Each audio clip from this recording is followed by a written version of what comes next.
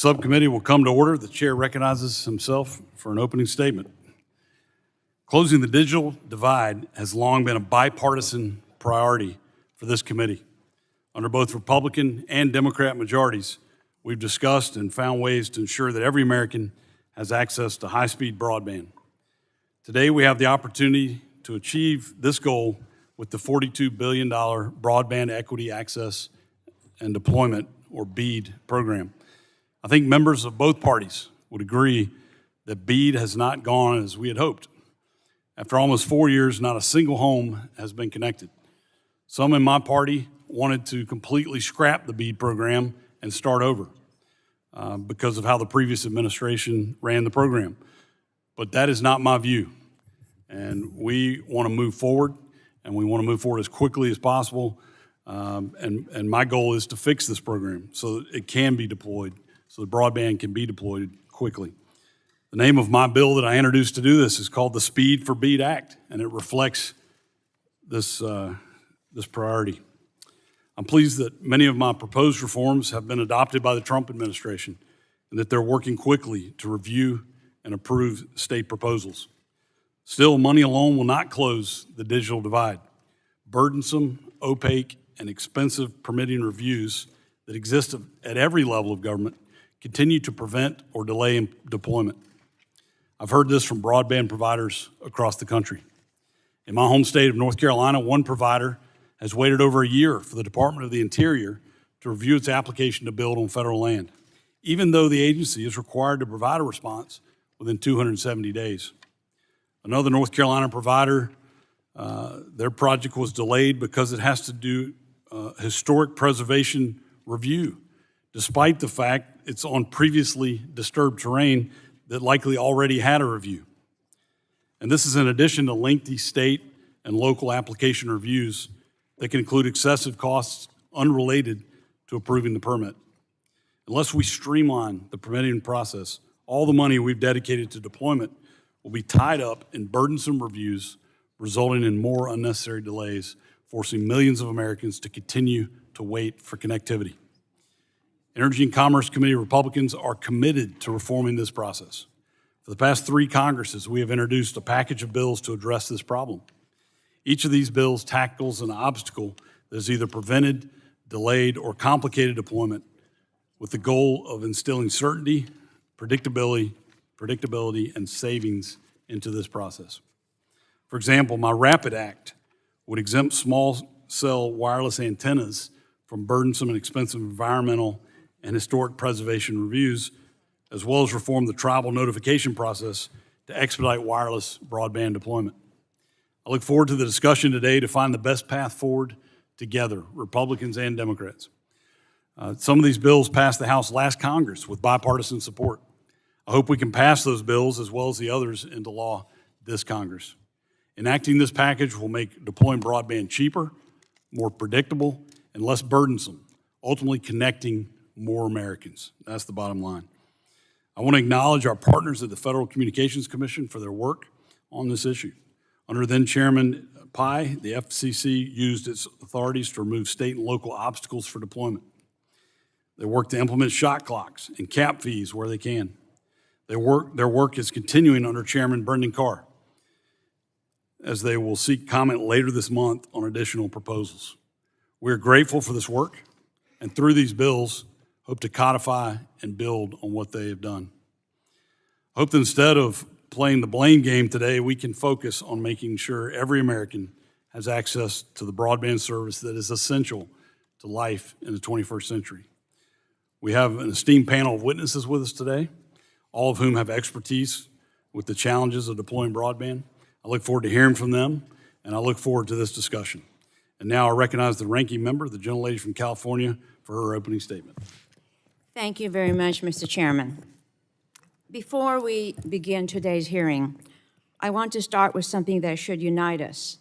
Every American deserves a right to speak freely and safely. Freedom of speech is a cornerstone of our democracy, and political violence has no place here. That's why I strongly condemn the assassination of Charlie Kirk. We must all stand against this violence and stand up for free speech. Defending free speech also means standing against government censorship. Yesterday, ABC pulled Jimmy Kimmel off the air after threats from President Trump's FCC chair.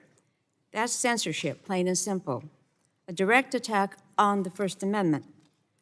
President Trump has twisted the FCC from an independent agency into a political lapdog to silence his critics. And Republicans are letting it happen. If they truly cared about free speech, they'll pass my Broadcast Freedom and Independence Act, which shields the media from political retaliation, no matter their views. And this committee must do its job, hold a full oversight hearing on the FCC to demand accountability for its abuse of power. While this administration tears down our freedoms, it's also blocking real solutions Americans need, like connecting the tens of millions that trapped on the wrong side of the digital divide. In my district, thousands are being left behind as the world goes digital. They're struggling to pay bills, see the doctor, and work or attend class from home. Eliotada Floyd Elementary in Sacramento, where over 95% of students come from low-income households, parents face impossible choices between food and broadband. When they can't afford the internet, their children pay the price in the classroom. They're counting on us to deliver on broadband quickly and responsibly. This hearing could have been our chance for real bipartisan permitting reform, modernizing outdated systems and giving local governments the resources they need. Instead, Republicans are recycling the same broken playbook, offering the same one-sided, cookie-cutter solutions we heard last Congress. Let's be clear. Republicans are checking boxes, not connecting communities. Here's the real problem. Republicans won't address permitting offices are often understaffed and under-resourced. Mandating arbitrary deadlines and rubber stamp approvals doesn't fix that. It bulldozes local expertise and safeguards. Instead, we need federal, state, and local collaboration. Local leaders are on the front lines. Mayors in my district are ready to move heaven and earth to connect their communities. Our job isn't to tie their hands. It's to help them succeed.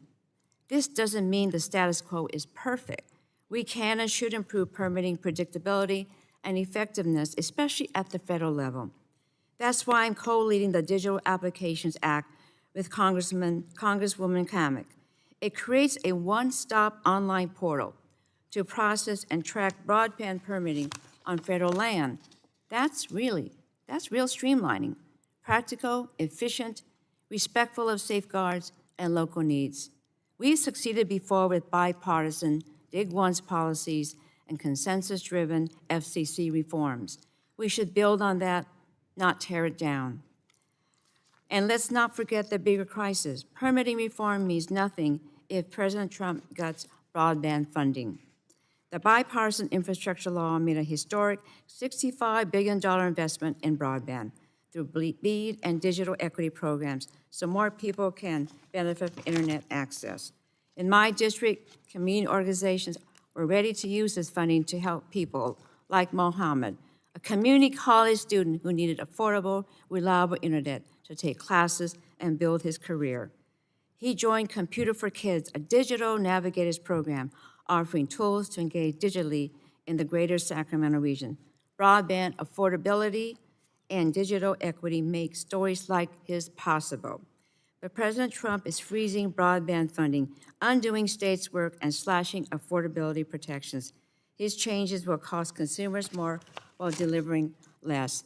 At the end of the day, BEAD and digital equity programs are our best shot at closing the digital divide.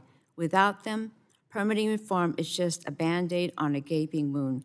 We can't let this administration sabotage the very programs the communities are counting on. I thank our witnesses for being here today, and I look forward to the discussion. With that, I yield back. Thank the gentlelady. The chairman and ranking member of the full committee are currently on the House floor managing debate. And so I'm going to recognize the vice chairman of the subcommittee, the gentleman from Georgia, to deliver the chairman's opening statement. Thank you. Thank you, Chairman Hudson, for bringing us together for this important hearing, and thank you to the witnesses for your participation. Two of our priorities here on the Energy and Commerce Committee are closing the digital divide and maintaining America's wireless leadership. Both of these goals require deploying infrastructure to connect unserved Americans, like many of our constituents. Whether we are putting fiber into the ground or building the wireless networks needed to connect people in more remote areas, we must ensure that every American has the opportunity to participate in the 21st century digital economy. Permitting continues to be one of the biggest obstacles to deploying this important infrastructure. Too often, broadband providers, from fiber companies to tower builders, are forced to delay their projects because of lengthy and cumbersome permitting processes that exist at every level of government. Money and time that should be spent on deployment is instead wasted on navigating Byzantine layers of red tape. We must address these challenges to ensure that every American has access to connectivity. The legislation before us today, almost 30 bills, will streamline broadband permitting processes and address a range of issues. These bills are: implement shot clocks on state and local permitting reviews so providers have certainty on when they can expect decisions on their applications; cap excessive application fees so that money can be spent on construction rather than paperwork and compliance; exempt certain projects from redundant environmental and historic preservation reviews; encourage federal agencies to prioritize broadband applications; and provide transparency into the opaque federal permitting review process. I'm proud of the work the members of this committee have done to advance these proposals. Enacting these bills will help us build the infrastructure needed to close the digital divide and further our technological leadership. And today we take the first step by obtaining expert feedback on the specifics. Thank you again to our witnesses for your participation. I look forward to hearing from you. And with that, Mr. Chairman, I yield back. Thank the gentleman. I'll now recognize the gentlelady from New York in place of the ranking member for 5 minutes for her opening statement. Thank you, Mr. Chairman. This is Ranking Member Pallone's statement, which I'm reading on his behalf. I have to start today by addressing the news of the day. After years of complaining about Jimmy Kimmel's jokes, President Trump was finally successful in having the comedian taken off the air. Now, Trump's censorship campaign has been carried out by Chairman Brendan Carr at the Federal Communications Commission. In fact, this latest Kimmel situation was prompted by an explicit threat that the Chairman Carr made on a right-wing podcast yesterday. The broadcasters that aired Kimmel's show can, and I'm quoting, "do this the easy way or the hard way. Deplatform Kimmel or face the consequences at the FCC. This is unprecedented, outrageous, and above all, dangerous."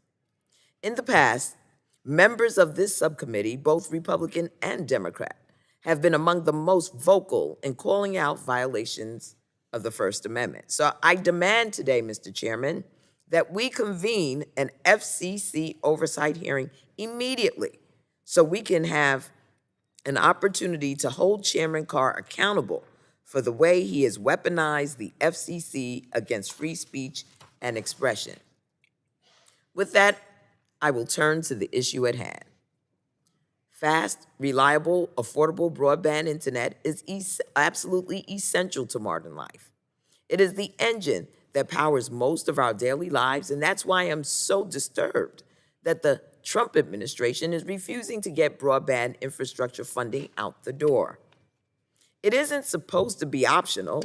This is the money that Congress wrote into law for our constituents to make sure they have the broadband access they need, but the Trump administration is choosing to deliberately delay and undermine the program, which would otherwise be putting shovels in the ground right now. It's a betrayal to our communities and our states, who have been counting on the BEAD funding we promised them. While I remain frustrated about the delays in the BEAD funding, I'm pleased that we have a handful of bipartisan bills before us today that would improve old and outdated permitting processes. It is no secret that some federal agencies operate according to archaic protocols that have slowed infrastructure deployment. Democrats are eager to work together with our Republican colleagues on bills to address these and other real shortcomings. Unfortunately, the vast majority of the bills do not address the most pressing barriers to infrastructure deployment. Many of them are just politics dressed up as policy, amounting to little more than backdoor attacks on important environmental protections. Others would needlessly and wrongly undermine local, state, and tribal governments. For instance, the, quote, shot clock, end quote, legislation before us today would impose arbitrary deadlines and a one-size-fits-all mandates on local governments, ignoring basic sunshine laws that ensure constituents have a say in local decisions. I cannot support efforts like these, which would steamroll mayors and town councils in the communities we serve and strip our constituents of their right to be heard. If my Republican colleagues really want to remove barriers to broadband deployment, they should consider legislation to provide federal, state, local, and tribal partners with the resources they need to get the job done.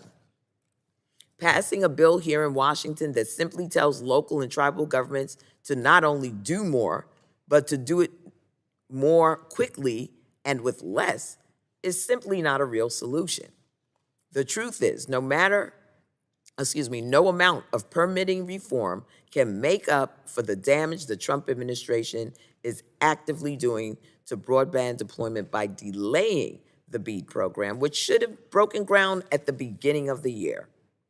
Instead, Commerce Secretary Lutnick has imposed further delays and forced states to restart their work from scratch. The result is that 9 months later, no shovels are in the ground, and there are fiber optic cables in the warehouse collecting dust.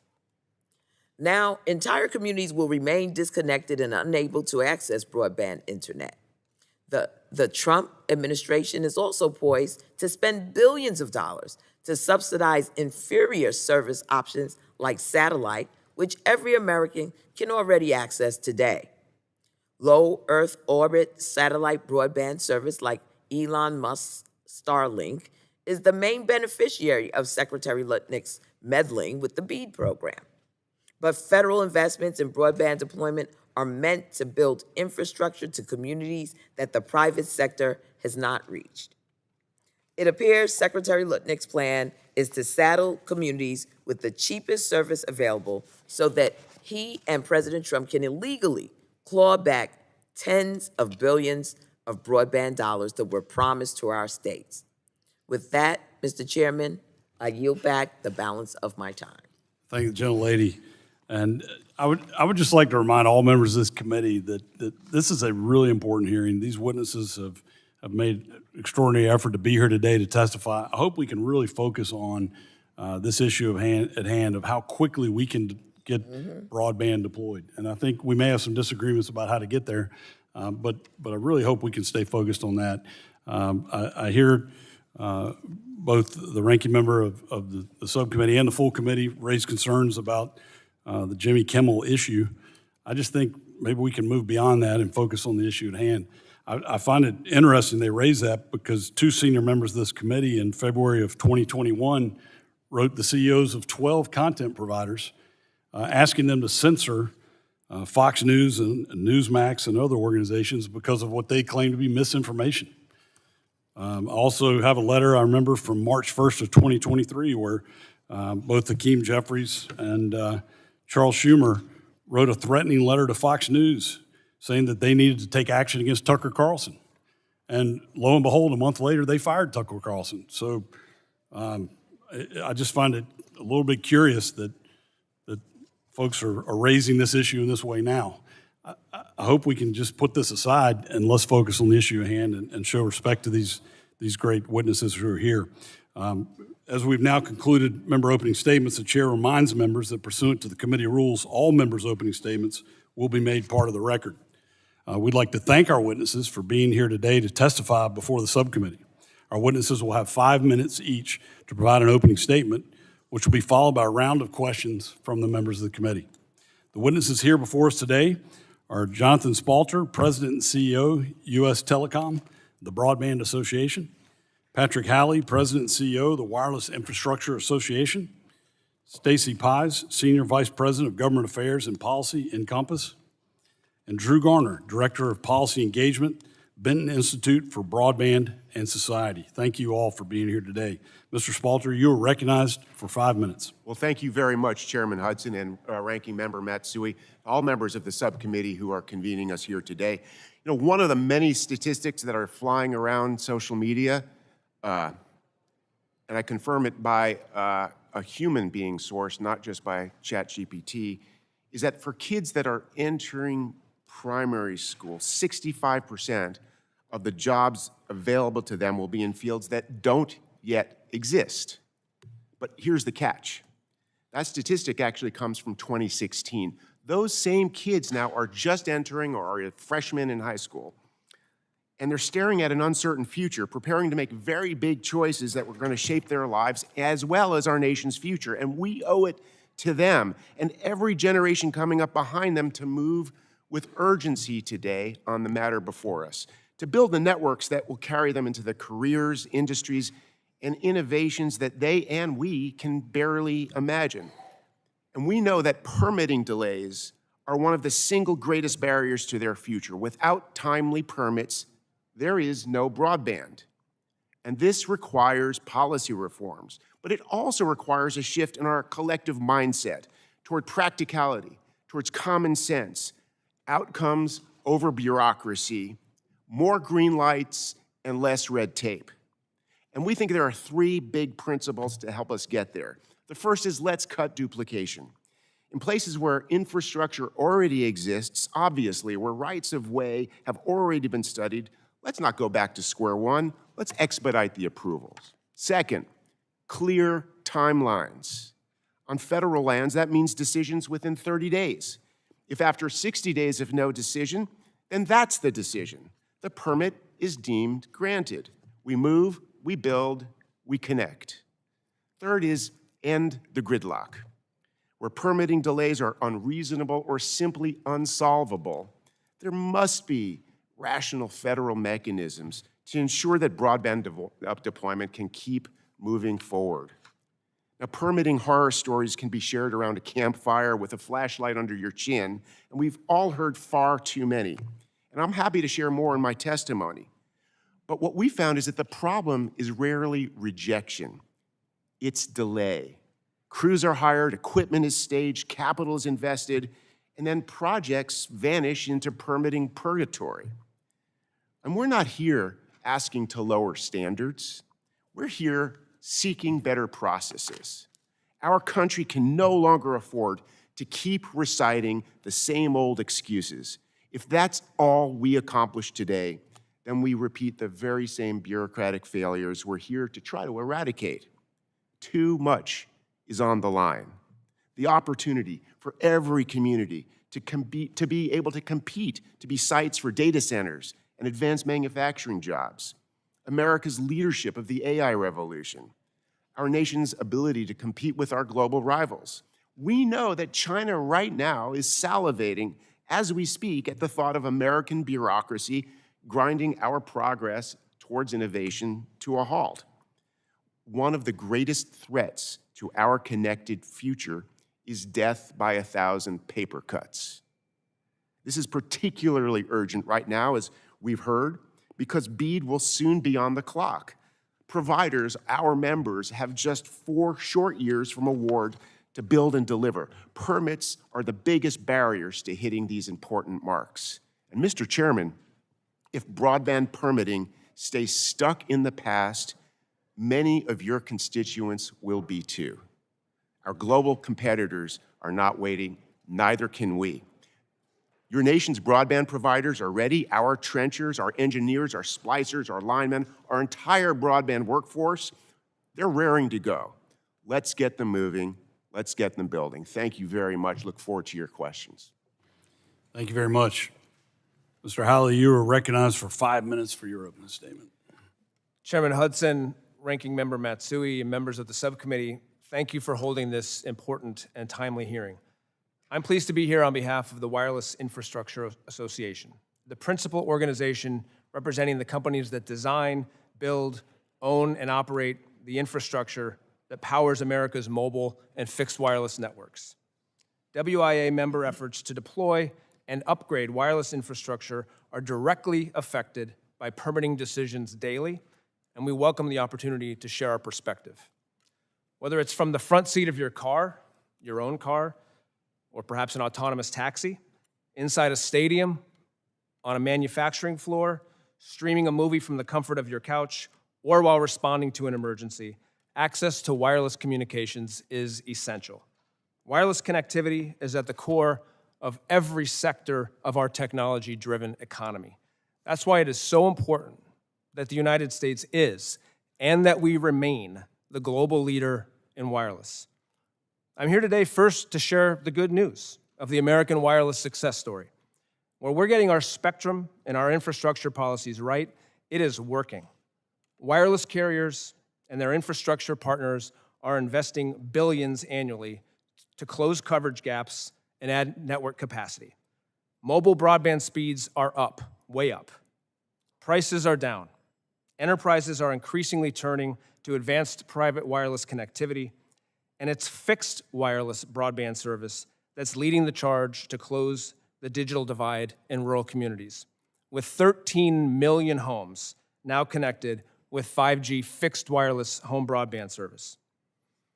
These networks will also serve as the foundation for the next technology revolution. Powerful advancements will be driven by artificial intelligence, technology that will be integral to the operation of wireless networks, and new applications and services that will be made possible by those networks. I'm also here with a cautionary message. Our future success is not guaranteed.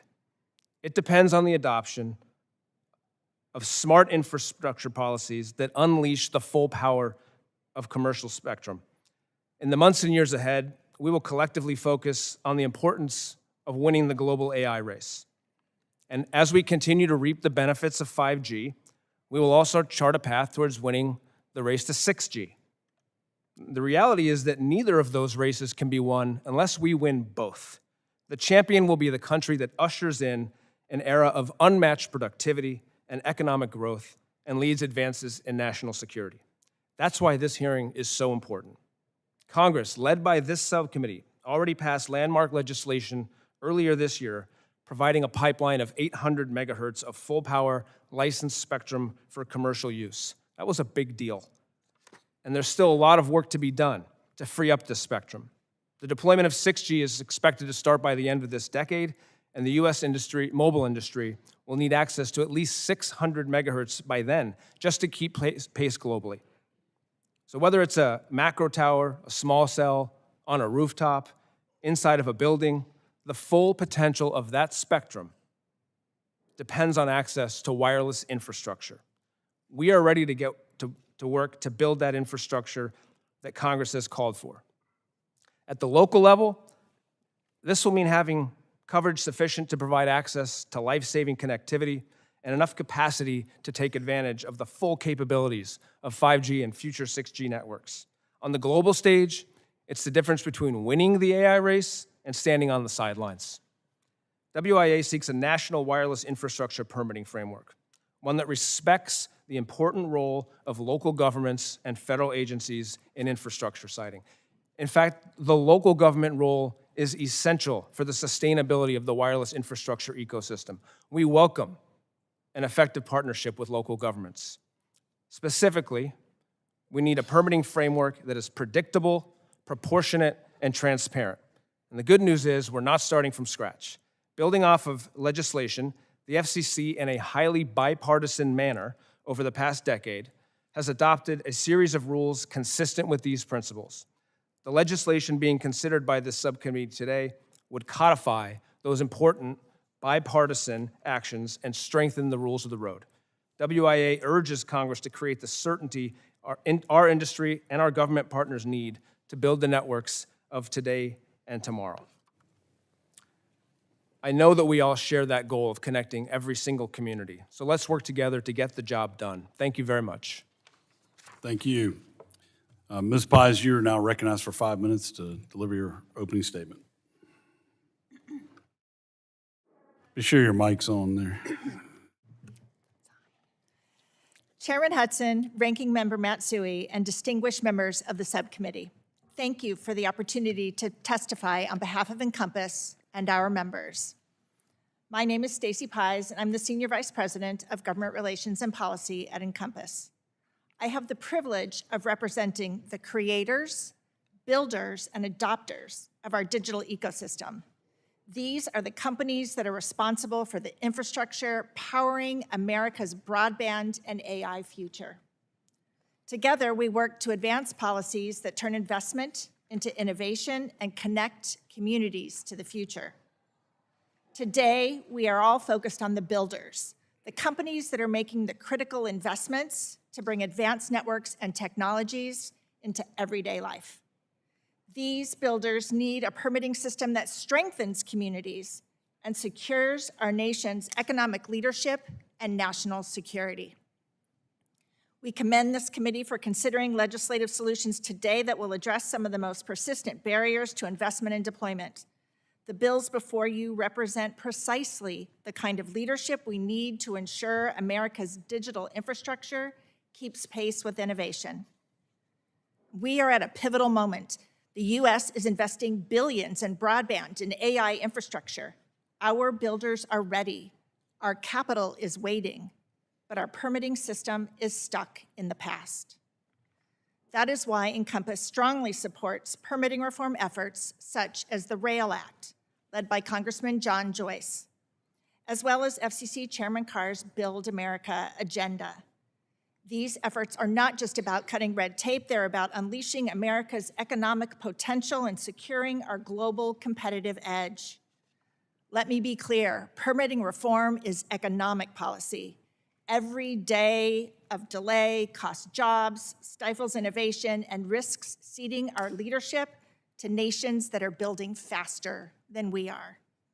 Consider railroad crossings, one of the biggest barriers to broadband deployment.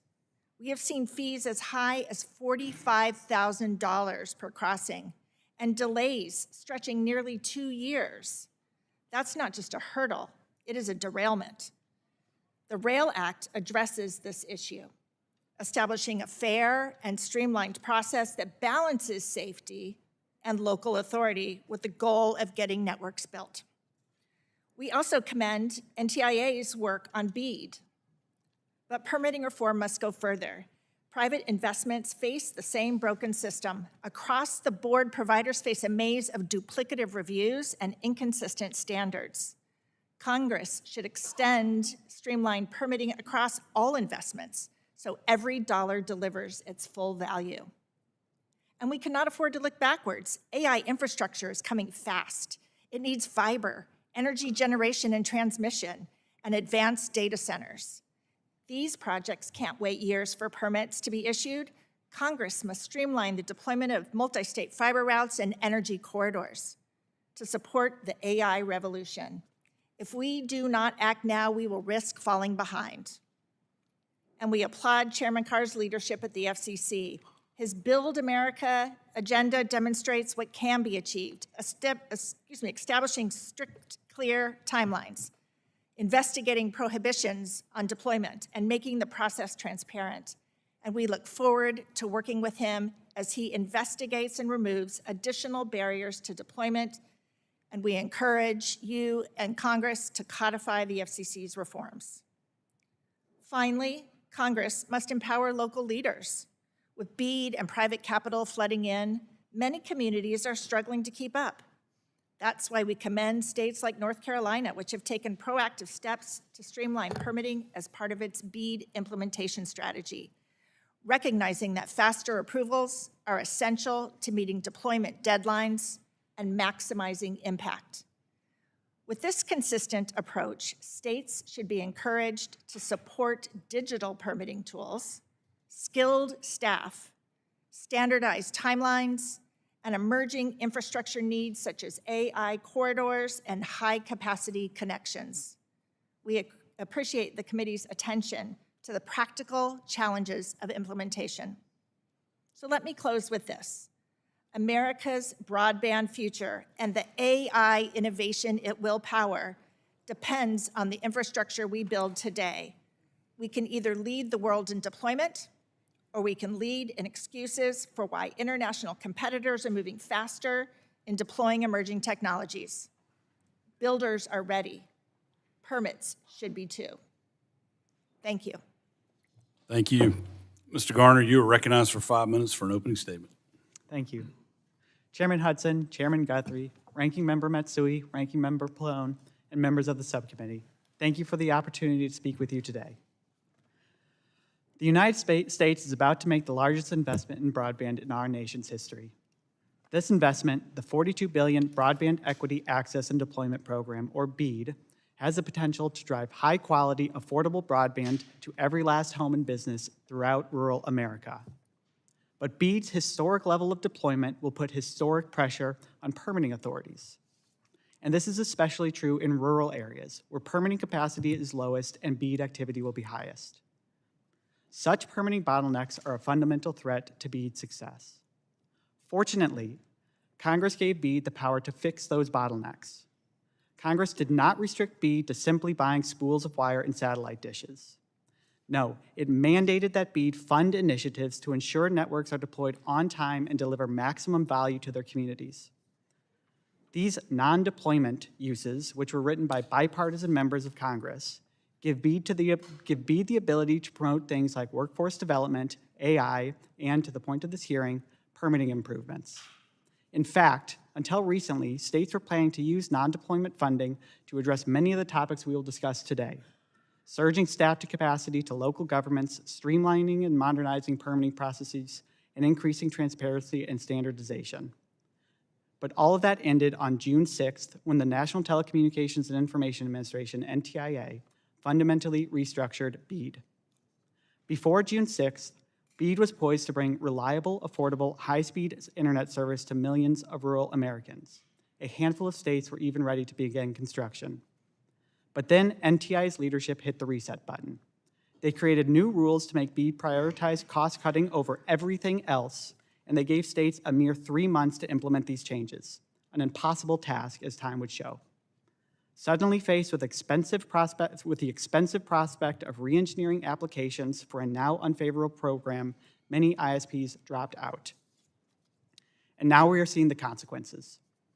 All 56 states and territories have discarded their original BEAD plans. Over 40 have submitted restructures plans, and none have been approved to begin construction.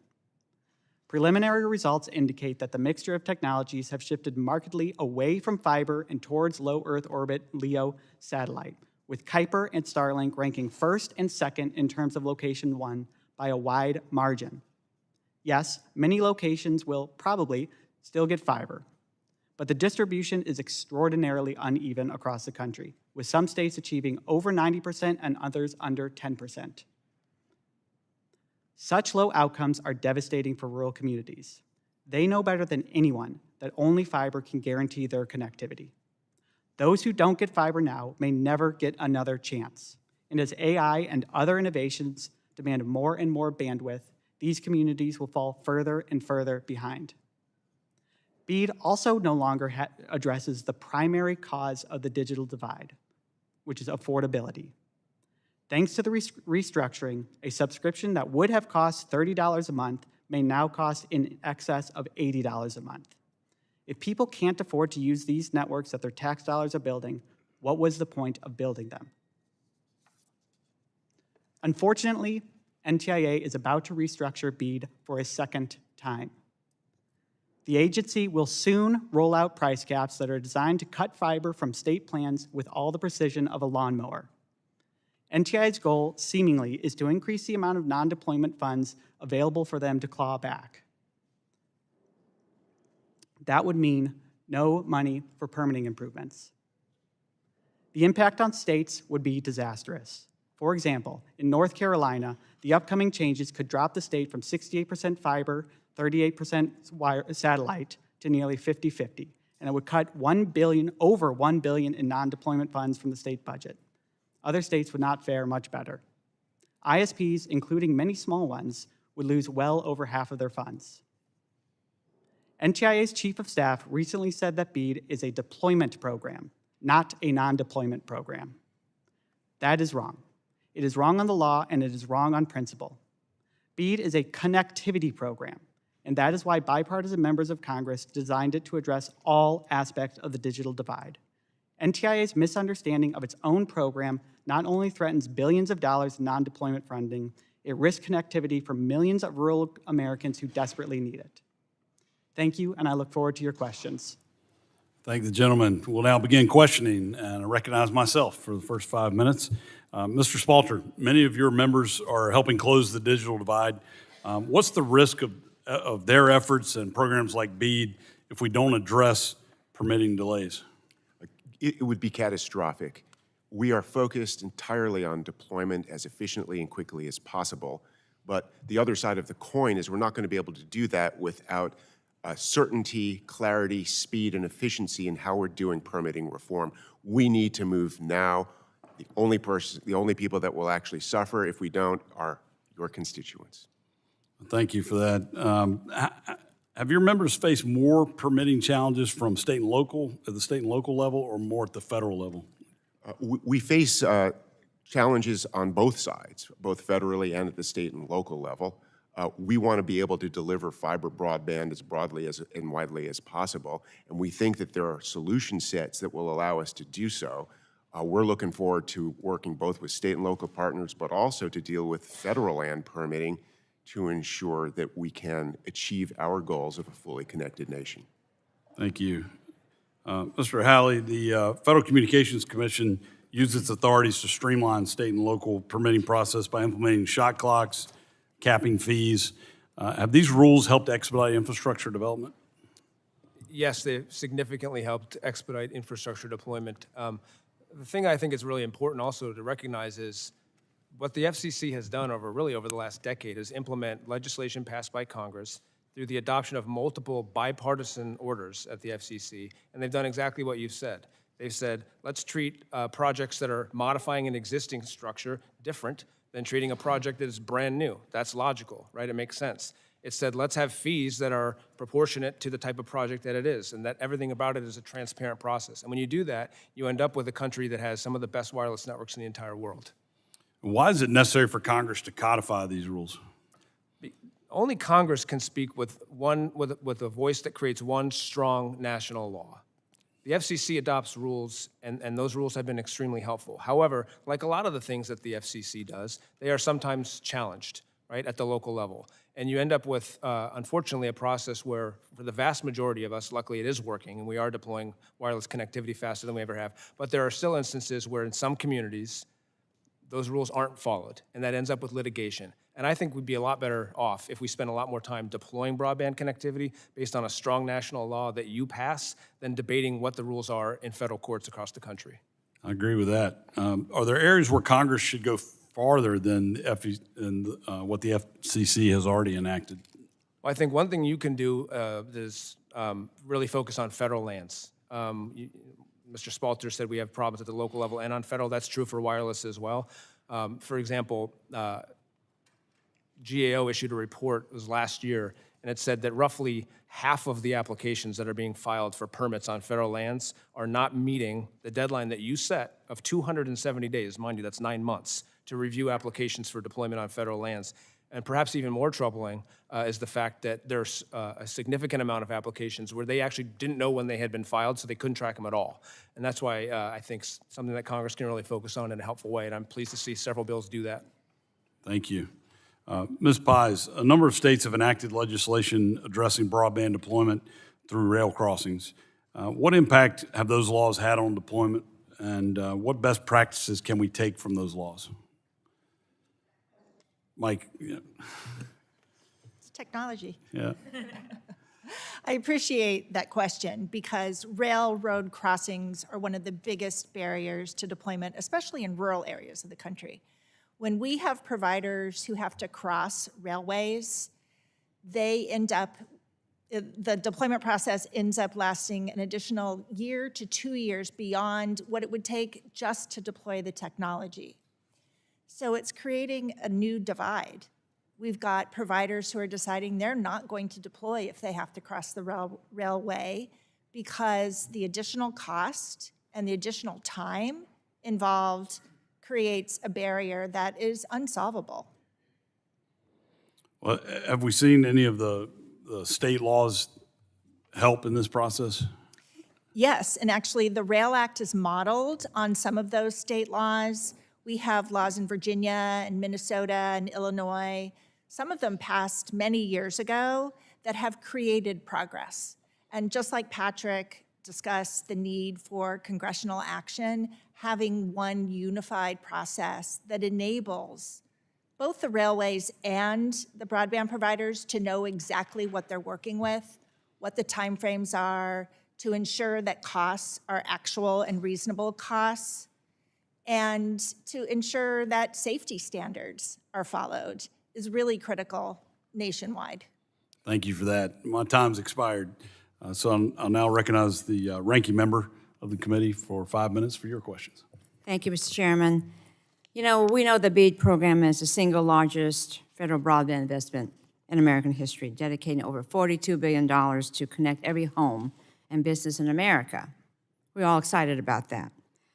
But just when states think they can move forward, this administration shifts the goalposts, first by freezing funding, and then by recklessly rewriting the rules, and now by threatening arbitrary price caps that gut broadband quality for our most vulnerable communities.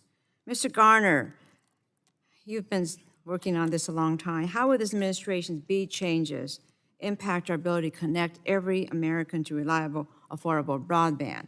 And how much more changes can we take? Can we complete this thing? Thank you for the question.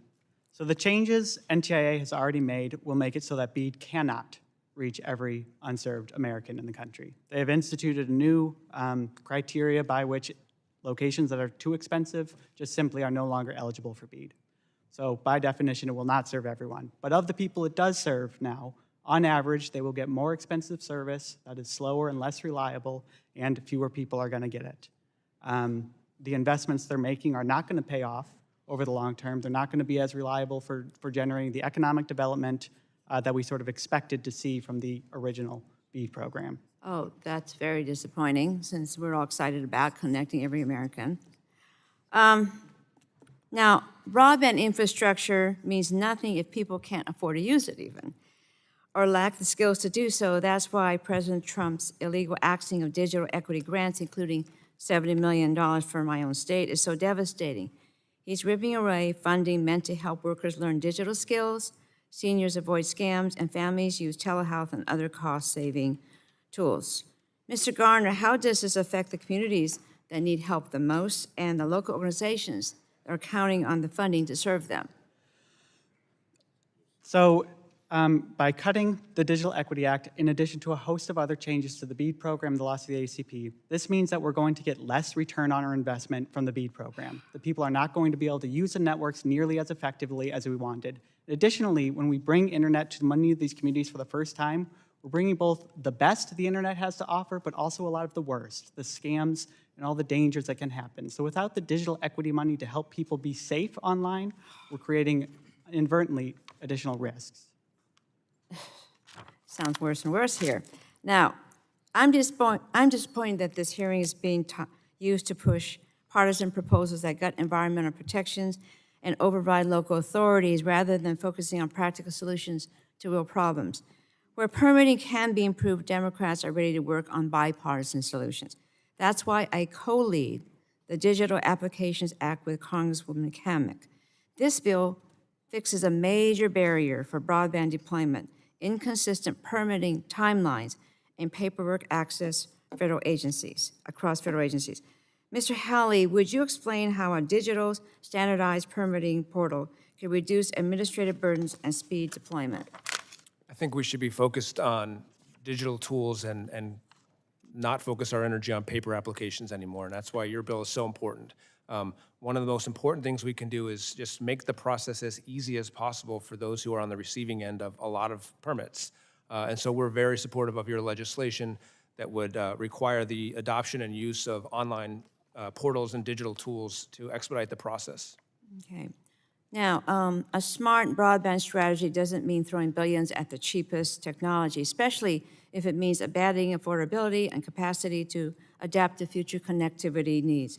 Mr. Spalter, what are the long-term trade-offs if states lose flexibility to direct BEAD funding to the best mix of technologies? How does this impact upkeep, performances, and consumer affordability? Thank you, Congresswoman Matsui, for that question. And we are going to continue to work in close coordination with our colleagues at NTIA to ensure that we can actually have the best results, the most positive results for your constituents and all constituents around the country with the BEAD dollars that are going to be deployed. We're also encouraged, Congresswoman, that they have committed to making sure that those dollars are actually sent to the states by the end of the year. We are ready. Our schools are in the fields, in the warehouses. Our linemen, our technicians, our workforce are raring to go, are ready to go. But that's just part of the solution set. We need then to go to do the hard work of ensuring that it will not be persistent problems in delays because of permitting that are going to challenge us from actually getting over the finish line of getting those dollars. Certainly. to their And use. I just have to say, though, that I've been very disappointed in the fact that the delays that we have expediting broadband itself is really difficult for me to bear because we were really hopeful about this, so I yield back. Thank the gentlelady. I now recognize the Vice Chair of the Subcommittee, the gentleman from Georgia, for 5 minutes to ask your questions. Thank you, Mr. Chairman, and again, thank the witnesses for being here. My entire tenure in Congress has been a top priority of mine to expand broadband access throughout rural America, and in particular, the rural Georgia and the 12th District of Georgia. It is frustrating, though, that no matter how many billions, and this is typical of so many things, how many billions of dollars we appropriate towards this mission, it remains incomplete. Now, I think we need to correct the record a little bit on some conversation. The Biden-Harris administration had 3 years to run BEAD, and only 3 states submitted final proposals at that time. In the 3 months since the Trump administration reformed BEAD, 36 states have submitted final approvals. I'm also concerned that the fees that some state and local governments charge for processing application and using space in public right-of-ways will only increase the cost of deployment and make it hard to provide service to those who need it. Mr. Spalter and Mr. Halley, could you describe typical application fees associated with building broadband infrastructure at the state and local level? I'd be happy to. We find in many instances that state and local municipalities use access fees for permitting, not necessarily to meet costs, but essentially as a revenue center, as a profit center, as a mechanism to actually accelerate their own revenue needs. We need to make sure that to the extent that we are providing fees for such permits, that they are calibrated to exactly what kind of costs. Is there a lot of variance in what you see in these fees across the country? It is a hodgepodge of fees. They can be extremely excessive in certain circumstances. In Oregon, for example, we find that there are localities that are charging literally hundreds of dollars for fees that should be significantly less. It really depends on the locality.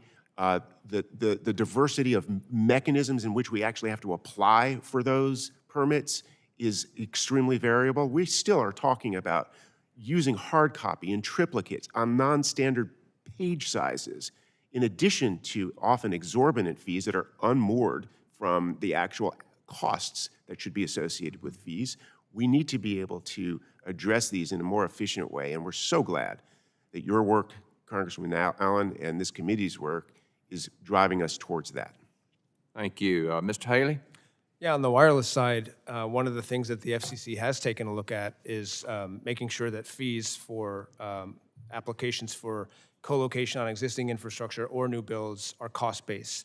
And that is a fairness issue, right? And it's about making sure that There are funds being raised to cover the costs that local governments do have, and they do, to administer their programs. But those fees should be directly related to the cost of actually running the program, not just to generate revenue and treating the process as a revenue generation opportunity. And what the FCC has done is it looked at what is the average cost of these fees and has Makes determined sense. what's reasonable. And you see some communities where it's 5, 10x what the Yeah. rest of the local governments are charging, and that's the problem. Right, I understand. Given these fees, I worry that we will not be maximizing the money we've dedicated for broadband deployment. This money needs to go towards building these new networks, not helping local governments. This is especially true for the $42 billion that has been dedicated to the BEAD program. That's why I introduced the BEAD Fee Act, which will improve transparency in the BEAD program, allowing accountability for application fees. Mr. Spalter, you mentioned in your testimony that China is eager to see American bureaucracy slow us down. How does streamlining broadband permitting help us to stay ahead of global competitors? It tries to even the playing field. Let's be clear about what's going on today in the world. In China, in 2025, it's expected that there will be $100 billion of CapEx invested. 50% of that is coming through an industrial policy by the Chinese government. That's about $50 billion. It's significantly more than we're spending here in the United States. They are actively moving forward on a national effort, connectivity effort called the Eastern Data and Western Computing Project. It's a multi-billion-dollar effort to make sure that there's connectivity between data centers. Unless and until we have the guile and the focus to be able to move aggressively to streamline and make more logical our own permitting systems so that we can truncate the time from application to approval, we are going to fall behind in the AI race. Okay. And we can't let that happen. Right, well, I'm out of time. The other witnesses, if you would, Claire, would like to comment on that for the record, please submit that for me. And with that, Mr. Chairman, I yield back. Thank the gentleman. The chair now recognizes the gentleman from Florida, Mr. Soto, for 5 minutes to ask your questions. Thank you, Chairman. Colbert, canceled. Kimmel, canceled. Attack on the First Amendment, pushed by President Trump and backed by FCC Chair Carr. It's an extortion to attack broadcasters' licenses and mergers and more just for speech you don't like. Imagine if the shoe was on the other foot. Imagine Biden blocking a recent Fox Sports sale until Sean Hannity and Jesse Waters were taken off the air for statements he found offensive. For these issues and more, Chairman, I ask and renew the call of our ranking member that we have an FCC oversight hearing. It's been quite a while since we've had one. Now turning to the matter at hand. There was a vision, high-speed internet for all Americans, and a tale of two laws. The American Rescue Plan, passed in March of 2021. It was in February 2023, then Governor DeSantis announces $7.6 million in rural broadband gets deployed in Central Florida in areas of my district like Kenansville, Deer Park, Bull Creek, and Yeehaw Junction, which is a place. We all have those.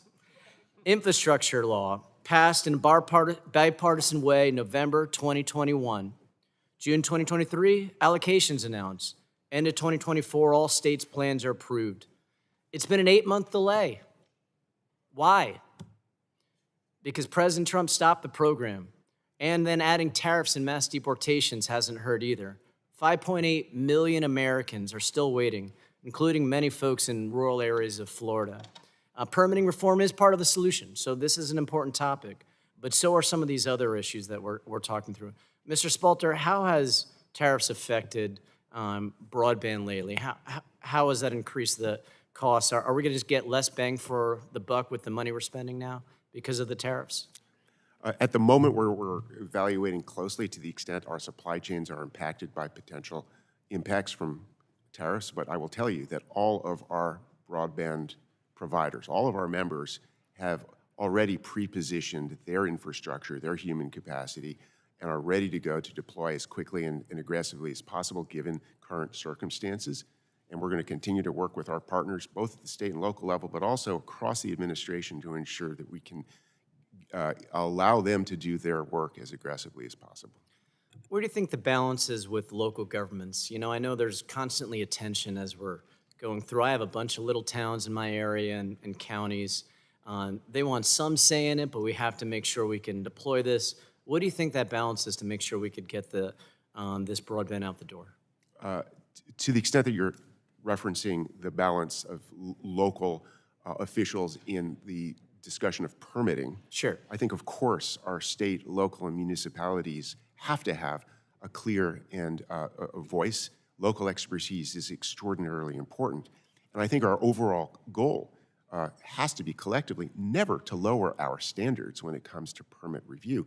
It's simply to see if there are ways that we can create solutions, for example, through the Digital Applications Act, through making sure that we have national baseline standards, deduplication, where previously analyzed, approved, and or existing approvals can lead us to speedier approvals so we don't have to actually endure more costs, not only for members, but for broadband providers, but also for constituents. Thank you. Mr. Hawley, where do you think prime areas are that cellular service can help with high-speed internet? I know there's some effort to be part of that solution. Where do you think the prime areas are in America for those efforts? In terms of the benefits of wireless? Yeah, in terms of providing high-speed internet. Well, I think the wireless connectivity is literally is a central element of pretty much every aspect of our economy right now. I said in my testimony, 13 million homes right now are getting access to broadband at their home, providing speeds of several hundred megabits per second. These are many homes who never had broadband before. And we think that the trajectory, the potential path for that to fixed wireless home broadband to continue is somewhere near 30 million homes. We're seeing broadband speeds on the download side now of, on average, 150, 200 megabits per second. In some urban areas, myself, I've been able to use my cell phone on a mobile device and get over a gigabit per second down. There's unlimited opportunity associated with networks that are delivering that kind of connectivity. And we get that, and we're going to use various technologies, but it's got to be high speed. We launched Starlink from Central Florida too, so we look at all these different areas, but we need to get this program out the door. Thanks, and yield back. I thank the representative of Yeehaw, Florida. Yeehaw Junction, Florida. Excellent questions. Now recognize the former chairman of this subcommittee, the gentleman from Ohio, Mr. Latta, for 5 minutes for your questions. Well, thanks, Mr. Chairman, and this is a very important hearing, and thanks for having it. Thanks for our witnesses for being here today. But just to verify once again, on November the 15th, 2021, BEAD was signed into law. That's over 3 years and 10 months from now. I've worked on a lot of different legislation when it comes to communications and technology in the subcommittee, and also worked to make sure we had accurate broadband maps. Because we have to have the right maps to know where we have to deploy and where that money needs to be spent. But one of the things I know that when we were working on, we were initially talking about BEAD was this. I said, don't pick winners and losers. Don't pick winners and losers. The federal government does a terrible job of picking winners and losers. Because I usually say this, when they're going to pick a winner and a loser, we're all going to lose. So I think it's important we remember that what happens when the federal government does things like that. Ms. Spalter, if I could just start some questions with you. You spoke of, the permitting delays, the duplication, the timelines.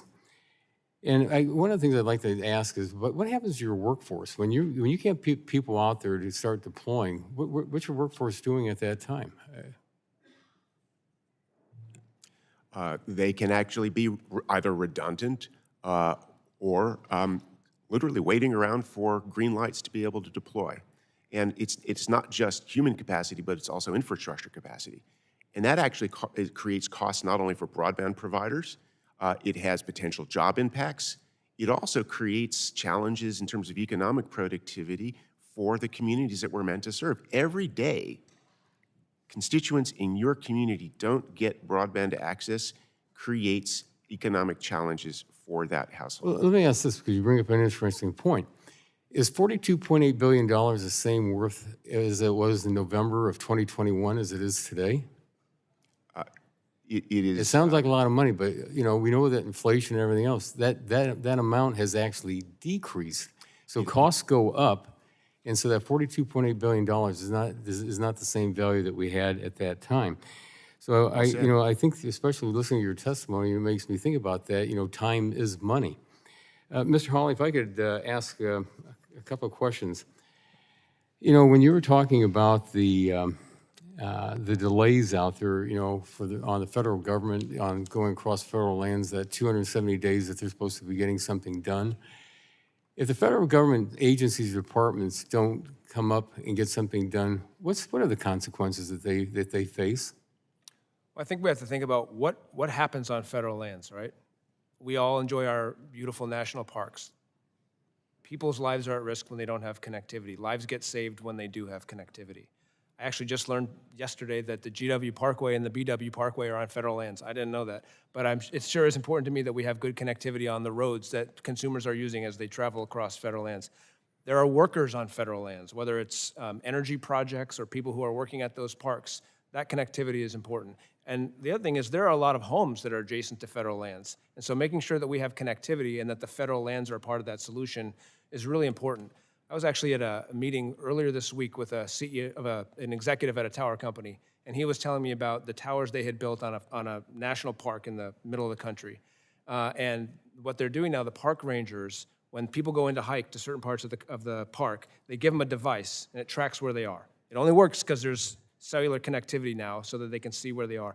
And instead of having to send a helicopter every single time somebody doesn't come back from that hike, they know exactly where they are. They can go rescue them without having to pay for that helicopter. I said, how long did that take? He goes, it was an 11-year project. Yeah. That's not acceptable. Yeah, You and can that's- see the that's- types of yeah, benefits and you that's get. not acceptable, Right. because again, you brought something else up, and I'll just restate real quick, because I know this has happened. During COVID, when costs were going up and people were getting less service in Europe, what we were doing here in the United States from our companies was that we were giving more services out there at a lesser amount. So actually, you all did more because you invested in your networks. Everybody did in the industry. So I think that's important for the future success.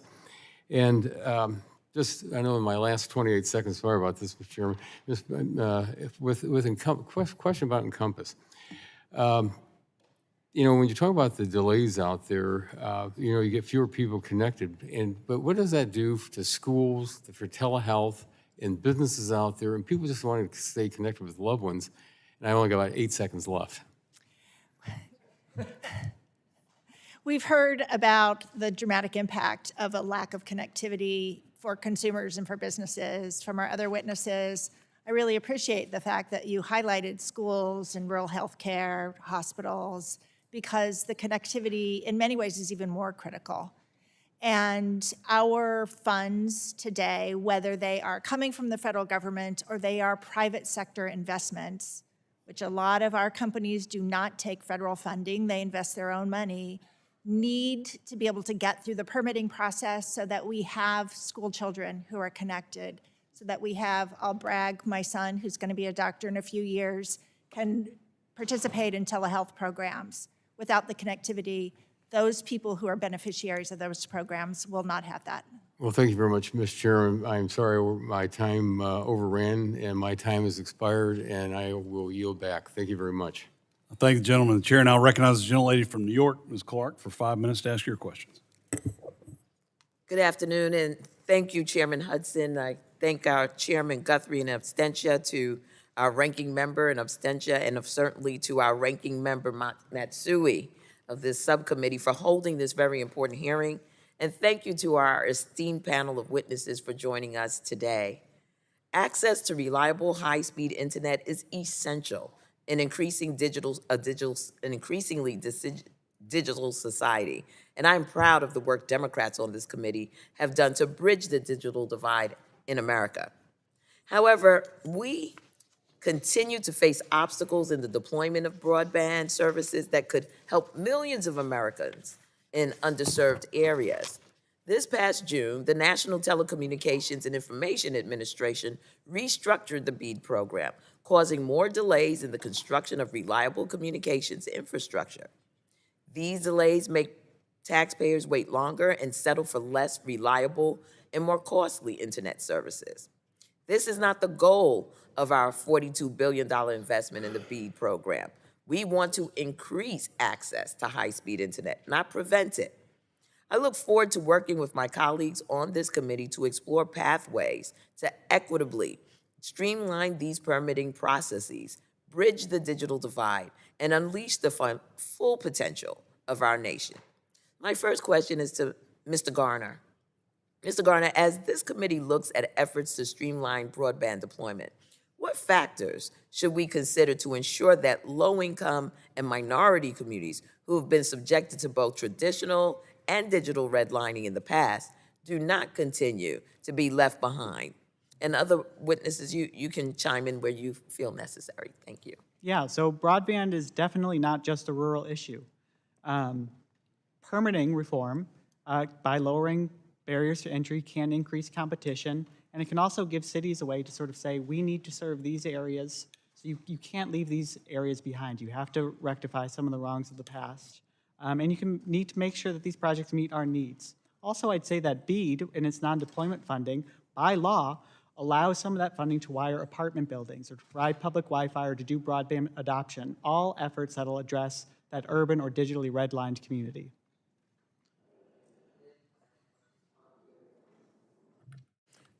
Let me then extend this question to you, Mr. Garner. In your testimony, you stated that NTIA's restructuring requirements are leading to a shift away from fiber. I'd like to dig into that topic a bit more. Can you explain to this committee the negative impacts of shifting away from fiber and how they could perpetuate the digital divide? How that could, excuse me.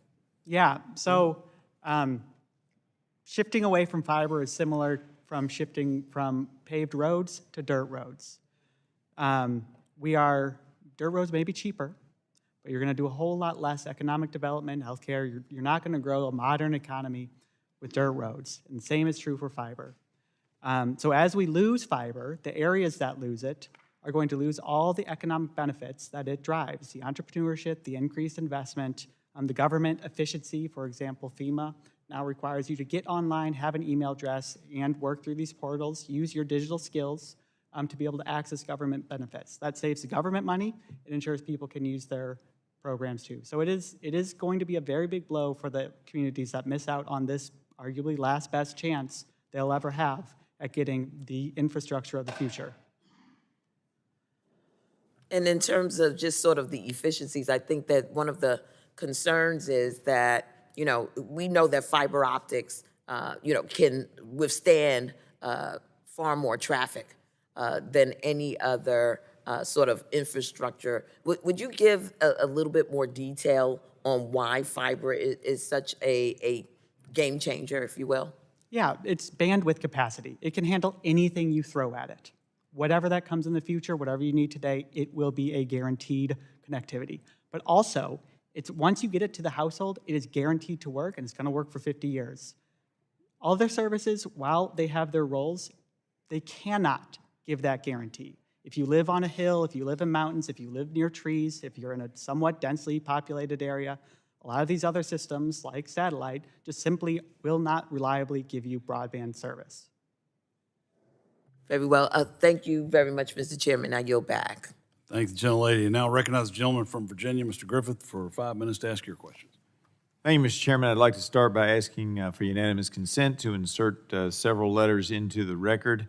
We've heard some discussion today, Mr. Chairman, about business decisions being made and allegations that political influence was used in somehow, in some way, in those business decisions. And so I would like to submit a letter of March 1st, 2023 from Charles Schumer, then Majority Leader of the United States Senate, and Minority Leader Hakeem Jeffries of the United States House of Representatives, disagreeing with Fox News, and a letter dated February 22nd, 2021, signed by member Congresswoman Eshoo and member Congressman Jerry McNerney, where they asked questions of 12 different companies that provide TV networks to local homes.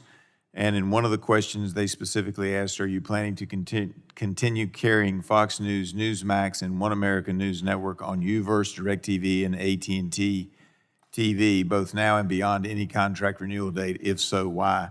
And I would submit those for the record, Mr. Chairman. All right, I'm Thank you, Mr. Chairman. I'm glad to see the subcommittee discussing my bill, H.R. 278, the Broadband Leadership Act, which would make telecommunications infrastructure construction more efficient by expediting local permitting decisions. Under my bill, if a local permit is not approved or denied within 90 or 150 days, or an extension waiver is not obtained, the broadband provider would be granted a permit by default. Additionally, my legislation would ensure that permitting fees are tied to actual permit processing and equipment maintenance costs. Mr. Spalter, have your members seen delays in local permitting that could be interpreted as favoring certain providers over others? Yes, we have. We've also seen significant initiatives to ensure that there's not only favoritism, but there also can be instances where there are revenue-based decisions about how those fees are actually established for allowing permitting, and we have to actually move forward in streamlining them, including through supporting your bill. And of course, one of the problems I have is some of my areas don't have service. In certain neighborhoods, they don't have it, and in certain parts of rural counties, they don't have it. And could you provide some examples of exceptionally long permit delays that your members have experienced? Because the permit delays means some of my people aren't getting the broadband service. I think of just several examples. For example, we were recently in Utah at the beginning of the summer. One of our local members there told me that they had waited literally 3 years to get a permit to go onto federal land to repair a single fiber optic line. 3 years. I heard another colleague in Mr. Latta's district that I spoke to last week who had similar concerns, that with respect to his accessing rights-of-way on a railroad line, he was delayed 7 months before he got to the ability to actually get a flagger on the rights-of-way at $1,200 an hour. These are just two small examples that, if you actually extrapolate those, are littering all parts of our country, communities across state, local, federal, and railroad rights-of-way. Well, and I know it's not all situations, but do you believe that in some localities, clear again, not all, that they're charging fees on broadband permits and fees for easement or pole attachment fees as a revenue stream for the community? Oh, absolutely. That is something that we see not only with respect to permitting fees, but we also see, for example, franchising fees on top of permitting fees in certain municipalities that are slowing down our ability to not only carry those costs, but are sometimes becoming disincentives for our providers to go into those municipalities and deliver service because of the excessive costs that are entirely unmoored from reality. Does that not particularly affect low-income areas where it's already a disincentive to go in there because you may not have that many households, and where you do, they may not be able to afford the product? 100%. Yeah, that's my concern in a district that's economically stressed and mostly rural. I do have some small cities that operate and some small localities that operate some things, but oftentimes they also have areas that are more economically stressed than the rest of the community. I do appreciate it. I have some other questions I'll submit for the record, and Mr. Chairman, with that, I yield back. Thank the gentleman. The chair now recognizes the representative from California, Mr. Ruiz, for 5 minutes. Yes, sir. Thank you so much, Mr. Chairman. In light of the Congressman's remarks earlier, I too would like to submit something for the record. It came out about less than an hour ago from CNBC, the Stock and Market and Business, where the Trump floats pulling licenses if networks are against him after Jimmy Kimmel suspended. There's a difference between members of Congress doing oversight, sending a letter asking them about their decisions, versus the President of the United States actually demanding that people pull the license of people who disagree with them. I'd like to also submit this one that says, FCC Chair Carr says, quote, "We're not done yet," after Jimmy Kimmel's suspension by ABC. Are these articles? Yeah, these are articles. Okay, Yeah. sure. Will you? Without objection. Thank you. You know, I believe the Bill of Rights define the core of our country, and I hope my Republican colleagues recognize their importance. They certainly recognize the importance of the Second Amendment, But you can't have the second if you don't have the First Amendment, so I especially would like them to recognize the First Amendment. While you may not agree with the content, canceling Jimmy Kimmel Live out of fear of retaliation from a president who quite literally can't take a joke clearly infringes on our First Amendment right to free speech. And I look forward to our upcoming FCC oversight hearing, where I will have the opportunity to question Commissioner Carr about these actions. Okay. Now, changing subjects, we often hear calls for expanding broadband access and streamlining permitting processes. While these goals sound appealing, the real issues are in regions without broadband, like the ones I represent. Oh, and by the way, incentivizing resources where they are needed the most is the definition of equity. So you all right now are having a hearing on equity in wanting to expand broadband access where they're needed the most. So according to the Coachella Valley Economic Partnership, only 5 census tracts in the valley meet the Federal Communication Commission's broadband standard. In Imperial Valley, nearly 30% of residents lack broadband subscriptions, with families traveling long distances for medical care and children falling behind without reliable internet. Similarly, roughly 6% of households in Hemet, 5% in San Jacinto, 7 to 8% in Banning and Beaumont lack reliable broadband, limiting access to education, telehealth, and local business opportunities. The problem is, the Trump administration in January froze these broadband access projects entirely. They froze them. Subsequently, the National Telecommunications and Information Administration issued a policy notice in June that forced states and territories to throw out their BEAD plans, these programs, and start all over. That decision has set us back at least 6 months, and still waiting are students without reliable internet, families lacking telehealth access, and small businesses and farm workers cut off from the digital economy. So, Mr. Garner, I strongly support the Affordable Connectivity Program, which Republicans let expire, and now they're targeting the BEAD's affordability requirements. With these constant attacks on measures to lower costs, how do we ensure broadband is not just available, but affordable for families living paycheck to paycheck? Thank you for the question. I think one thing to do would be to bring back the ACP, which not only ensures that broadband is affordable to households, it helps attract broadband infrastructure to the low-income communities. Because when you have a guaranteed subsidy for these low-income communities that are harder to serve, you have reliable customers. So it helps to solve the infrastructure problem too. Then you could also fix the affordability components of the BEAD program. We are using public funds to build networks in areas that, by definition, will not see competition. So if we do not give affordability protections on these networks, there's no way to ensure people can afford them. Thank you. Permitting reform should be done, but it must be done right. It should never come at the cost of our communities, our state, local, and tribal partners, or our environment. So these bills before us today bypass tribal processes, forcing resource-strapped tribes to meet strict timelines for approving construction on culturally and historically significant lands. They're basically giving companies blank checks to go in without consent, without permission, onto tribal lands to do their own business. And I think tribes should definitely be at the table at all times. Thank you. I yield back. Thank the gentleman. The chair now recognizes the chairman of the full committee, Mr. Guthrie, for 5 minutes.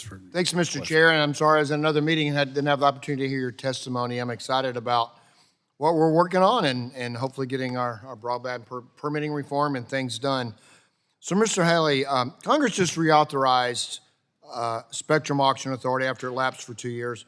Restoring this authority was essential to maintaining our wireless leadership. Why is permitting reform so important now that we've restored this authority? Thank you for the question, Mr. Chairman, and I think it's an important one. I think people think that their smartphone just works by magic, but it's not magic, right? It requires a whole bunch of spectrum, but it also requires infrastructure to put that spectrum to use. So Congress just put forward a pipeline, which was a critically important step, authorizing 800 megahertz of spectrum for full power commercial use. That is going to be what really leads us forward with the advancement of next generation wireless networks. But that spectrum is not going to be able to be put to use unless we have the infrastructure that's necessary for that spectrum to work. And it's interesting, if you look at the potential spectrum that's being considered, whether it's 2.7 gigahertz or 4 gigahertz or 7 gigahertz, it's the type of spectrum as we get further up on the chart, that kind of spectrum actually is going to require more infrastructure than some of the earlier low-band spectrum that was used. So it makes the conversation we're having today about wireless infrastructure even more important to fully realize the benefits of what Congress did, led by this committee, with that spectrum pipeline. Well, thank you, and I understand that the $42 billion authorized in the Inflation Reduction Act, none was spent over the last 3.5 years because of permitting and regulation and processes, and I think people on all sides of the spectrum here in Congress wants to make sure that we can have a better process, so we're working on that. So, Ms. Pies, your testimony discusses the importance of broadband deployment to AI, and we focus a lot of that here. As you know, it's a top priority of this committee, and I want to make sure we continue to lead. Do we risk our leadership in AI if we don't reform the broadband permitting process? Thank you, Mr. Guthrie. Absolutely. As we all know, the infrastructure that we're building, that we're referring to today as broadband, is the heartbeat. It is the entire ecosystem that drives AI development. You have to have connectivity to data centers. You have to have connectivity to the energy companies. And it is the same infrastructure that's being built. In addition, Encompass represents all parts of the AI and digital ecosystem. So we have data center providers, we have submarine cable providers, we have energy generation and transmission companies, and we have the broadband providers. And every single type of provider that it is deploying infrastructure, whether it's updating existing infrastructure or deploying new infrastructure, needs certain kinds of permits. And the United States runs the risk that we will fall behind adversaries, fall behind China, fall behind other countries. It is not a matter of intellectual property or innovation. We have that here. What we don't have is the permitting process that supports that kind of building. Thanks for saying that. And just an example, I'm reading a book now. I'm trying to read everything I can, and there's, I haven't read it yet, but the Abundance Agenda, I think, is another book that's out. I haven't read that. I will. But one that says that it took 3 years and about a third of the price to build a rail line, a high-speed rail, the same length in China from San Francisco to Los Angeles. And we have one that we spent about 3 times the money, many years, and still only a few sections. And so we want that to work. I'm not here saying, though, look at California. I would love to say, boy, we built that in 3. We need to make sure the permitting's right. We don't want to just do what China does. I'm not suggesting that, but that's who we're competing with. I always like to say we're not competing with European regulation. We're competing with Chinese innovation. So we have to do better. So, Mr. Spalter, your testimony includes a number of examples of state and local governments abusing the permitting process, and this highlights a federal preemption standard. Could you give us some examples of that process? Thank you, Chairman Guthrie. We believe that there is a specific and important role for state and local authorities in the permitting process. However, when there are instances where there are impasses in being able to actually get over the finish line on permitting approvals, delays that are not connected to actually reality or operational need, where there simply are intractable impasses and bottlenecks, there has to be a national standard that is available. We are willing to work with you and the municipalities and states in evolving those standards that will allow for the broadband projects to proceed to completion in this country. We've waited long enough. There are ample examples of how we can actually move forward. We've suggested a number of them in our testimony. Thanks, my time's kind of expired, but I appreciate your answer, and I think we know, we'll look at your, we'll follow up and make sure we know what we need to do. So thank you, Mr. Chair, and I will yield back. The chairman has yielded. Now recognize Representative Carter from Louisiana for 5 minutes of questioning. Thank you, Mr. Chairman. It's funny that we're sitting here discussing the ways to speed up connectivity projects today.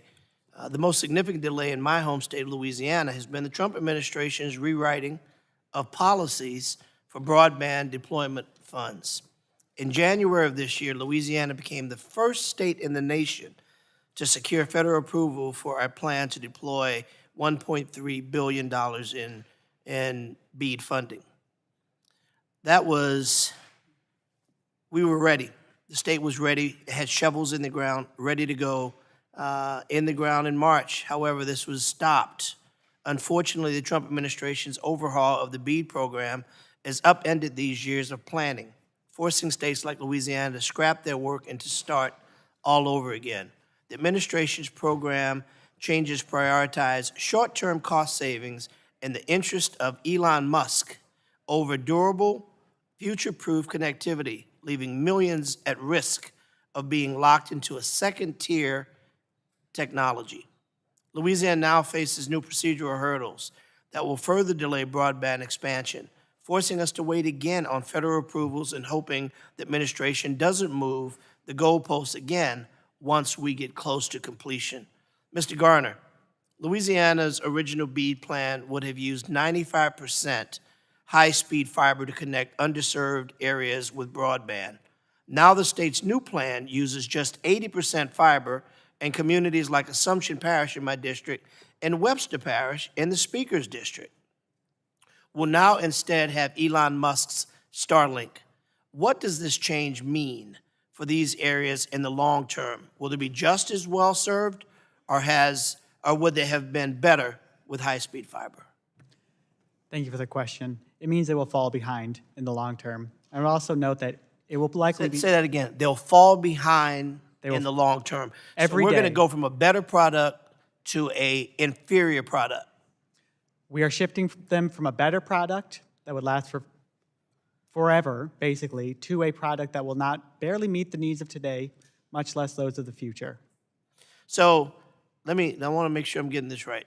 If the state had sufficient funding within the BEAD allocation for fiber, is there any legitimate justification to force the state to use an inferior broadband technology? There is not. And I would note, too, that while 80% of the locations in Louisiana have fiber now, that number is likely to come down as NTIA institutes another round of fiber cuts. Going further in the wrong direction. Going further in the wrong direction. I'm particularly concerned with the non-deployment funds, as our governor sent a letter to the Trump administration urging it to allow states to use these funds. Louisiana's original plan included the use using $100 million in non-deployment funds to approve access to telehealth in rural areas with limited nearby medical facilities. These funds would have been transformative, especially now as the Republicans' big, ugly bill will cause more rural hospitals and clinics to close. Mr. Garner, isn't it true that the bipartisan infrastructure law explicitly approved the use of non-deployment funds? Yes. What other investments would be missing in Louisiana if the Trump administration illegally tries to claw back these funds? Telehealth, workforce development, AI preparation, cybersecurity, the list goes on and on. All things that my colleagues on the other side of the aisle on any given day really kind of pledges their support for.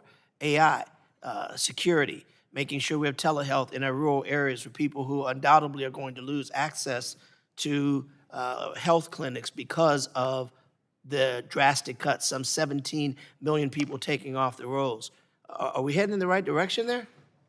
No, it's setting us in the wrong direction today and setting us to fail in the future. So what happens now when, if we're using an inferior product? You mentioned earlier when these people, when these companies go into an area where there won't be competition, if they have an inferior product, they're gonna kind of be stuck with it, right? Yes. No competition, no one comes in, you've got a product that doesn't work, no one's coming in to challenge it, people are at a position where they're being charged more for less product. And no opportunities on the horizon to fix it. So we've gone from nothing to worse, arguably. Arguably. I yield. The gentleman yields. Now we'll call on Representative Dunn from Florida for his 5 minutes of questioning. Thank you very much, Mr. Chairman. I think Congress must take an all-of-government approach to quickly administering solutions for broadband permitting reform. The 29 permitting reform bills that we're discussing today are crucial for building broadband capabilities. And while we've been moving the needle towards bipartisan reforms over the last decade, the iron is hot now. If we want to continue dominance on a global scale, we must follow through for our communications industry, national security, and American families. Luckily, we've succeeded this year in a few major ways.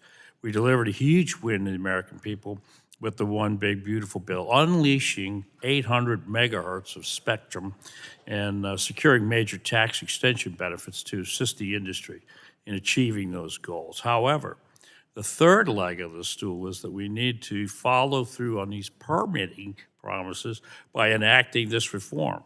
Without this reform, none of the infrastructure needed to connect Americans will be made a reality. The GAO reported that from 2015 to 20, federal programs have invested at least $44 billion in activities to support broadband, and more recently, the Infrastructure Investment and Jobs Act appropriated $65 billion for several broadband programs, including the NTIA's BEAD program. However, one of the most prominent permitting actions we've taken was in 2018 when Congress passed the Mobile Now Act, which established a 270-day deadline, a shot clock, if you will, for executive agencies to grant or deny applications for easements, rights of way, leases to install, construct, or modify communications facilities on federal property. Further, a 2018 executive order required GSA to issue quarterly reports on the applications to place communication facilities on federal properties. But 270 days seems like an exorbitant amount of time to replace critical infrastructure after, say, a hurricane or natural disaster. We're talking about replacing. My bill, the Connecting Communities Post-Disaster Act, would help resolve these permitting hurdles. Not to mention this timeline is frightening when you have to compete with China. According to the GAO, from 2018 to 22, the two agencies that processed the most applications from telecoms providers were the Bureau of Land Management and the USDA. Only 50% of their applications met the 270-day deadline. That's unacceptable for the United States. And I'm confident that we have solutions in these bills today, Mr. Chairman, to address a lot of these pitfalls. Mr. Halley, several times throughout your testimony, you mentioned how the FCC succeeded in enacting rulemaking for shot clocks for permitting at the state and local level. Can you explain what these shot clocks are and which ones of these rulemakings have been most successful, most effective? And if you want to comment on our legislative package today, I'd love to hear it. Sure. Well, first I would say thank you very much for the legislation that you proposed. I think we should always want to move as quickly as we can after a disaster to get infrastructure replaced. And interestingly enough, when we're talking about replacing infrastructure that's been destroyed by a disaster, that infrastructure had already gone through a process previously, and that's why it was deployed. So I think it's a perfect example of our principles around predictability and proportionality. When we're talking about adding to or replacing infrastructure that had been previously approved by a local or federal agency, it doesn't make sense that we should have the same amount of delay in timelines for replacing something that was previously approved. That's a really important piece. Yeah, I agree entirely with that, obviously. I mean, you've already permitted it once. Your association's active in the telecom apprenticeship program. States like Ohio have those programs. Have you had conversations with Florida's broadband office, and can you give us any advice on where, how we're helping our workforce? What's it look like in my state colleges and universities? We've absolutely had discussions with your state broadband office and some of the higher education institutions in your state. The state's definitely leaning in very hard on ways that we can effectively train the workforce that's necessary to deploy the networks of not just today, but the networks of tomorrow. And I do think it's really important that we not just look at this as a permitting issue, but also as an opportunity to provide the funding for the programs that really will train the workforce we all need to get the job done. Thank you so much. You know, we welcome you to the 2nd District of Florida, where we have colleges that'll train these people. Absolutely. Mr. Chairman, I yield back. The gentleman yields, and now I'll call on Representative Menendez from New Jersey for his line of questions. 5 minutes. Thank you, Chairman. I'd like to start off with addressing an issue that is critical to the telecommunications and media landscape of the United States and the oversight duties of this committee. The attack on the freedom of the press from the Trump administration, specifically FCC Chairman Brendan Carr, is unconstitutional and completely unacceptable. We started this with the chair of the subcommittee saying that we didn't want to weigh down this, but our colleagues across the aisle have, and they've introduced into the record letters written by members of the legislature to media outlets asking a series of oversight questions. To compare that to the FCC chairman using his power to force broadcasters into the action that the president wants by threatening to block their multi-billion-dollar media mergers is not even comparable. And that should be obvious to everyone in this room, especially because we have an oversight function over the FCC, the main federal entity that regulates telecom. So if we're going to sit here and try to call balls and strikes, the Republicans on the other side of the aisle have to do it because they know if this was the Biden administration taking this action, if it was a Democratic FCC chair, they would be up in arms like we are because it's completely unacceptable. And I hope that they will speak out against it because to say that what those legislators did is the same as what the president and the FCC chair did is completely unhinged. Turning to the topic of today's hearing, we should all be able to agree that we need to expand access to high-speed, affordable broadband across the country in order for Americans to fully participate in the digital economy. This is an issue that affects both blue and red states and rural and urban communities alike. But while we've heard from both sides of the aisle today about the need to roll out broadband connectivity in a timely manner, the Trump administration and my Republican colleagues have taken numerous actions that hinder connectivity and drive up broadband costs for American families. Mr. Garner, just yes or no, did Republicans' refusal to extend the Affordable Connectivity Program make broadband more expensive and less accessible for American families? Yes. Thank you. Mr. Garner, will the Trump administration's slashing of the federal workforce slow the rollout of broadband across the country? Yes. Thank you. So, Mr. Garner, just again, yes or no, will Republican lapse in the Affordable Connectivity Program, combined with the Trump administration's slashing of the federal workforce, reduce access to high-speed, affordable broadband? Yes.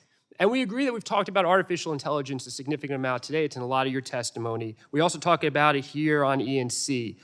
Ms. Pies, will more energy be needed to meet the increased demand for artificial intelligence? Yes, absolutely. And just yes or no, do you believe that to meet that energy demand, we should have an all-the-above strategy so we put as much energy as possible onto our grid? Yes. And now we've heard that from witnesses across multiple different hearings, that we need an all-the-above strategy when it comes to energy because that is what AI demands. The data centers, we're already seeing it, could be up to a 12% of energy demand in the next several years, could be AI data centers alone. And now all of our residents are dealing with the cost of energy prices no matter what state we're in. Yet this administration is not taking an all-the-above strategy. They're picking winners and losers, and they're cutting off access to offshore wind because and when I say they, the Trump administration doesn't believe in it. We've had people from the Department of Energy who've come in here and not want to acknowledge the benefit of renewable energy, despite the fact that in places like Texas, we've seen that 30% of their energy production comes from wind and solar. And that's why Texas residents are seeing lower costs in their energy prices. So, going back to today's hearing, which is as difficult as it is to do with everything going on, Republicans are claiming to be hyper-focused on expediting access to reliable connectivity while at the same time taking concrete steps that significantly decrease the number of people that have access to broadband by refusing to take an all-the-above energy approach, slashing federal workforce, and cutting funding for affordable broadband. Mr. Garner, is promoting digital literacy initiatives such as cybersecurity trainings for seniors vital for expanding access to broadband connectivity? Absolutely. Because we want more people to have it, but we've also seen a huge rise in spam and scams that specifically target veterans and seniors. Is that correct? Yes, it does. Yes, it is. And these digital literacy initiatives help those people be prepared for the future that we all are going to be a part of. Is that correct? That was the point of the bill. And Mr. Garner, will the Trump administration's decision to cancel over $2 billion from the Digital Equity Act decrease access to the internet? It will. So what are we doing here today? Do we need permitting reform to make broadband more accessible? We can work on that in a bipartisan way, but we have to do it in a holistic way, and we have to have our colleagues across the aisle call out the administration when they are setting us back. Democrats will continue to do it. We'll hold the administration accountable, especially if our colleagues will not. Thank you, and I yield back. The gentleman yields, and now I will call on Mr. Fulcher from Idaho for his 5 minutes of questioning. Thank you, Mr. Chairman. And to the panelists, thank you for your feedback today. And Mr. Halley, Mr. Spalter, both of you referenced the 270-day shot clock and some of the examples of how agencies have failed to meet that time window. And my information confirms what you have been saying. In fact, I'm going to give you a couple more examples. In my home state of Idaho, Cambridge Telephone Company tells me that they have projects that still take somewhere between 2 and 4 years to get through permitting, and there was a particular tower process or a tower build request for Brundage Ski Mountain.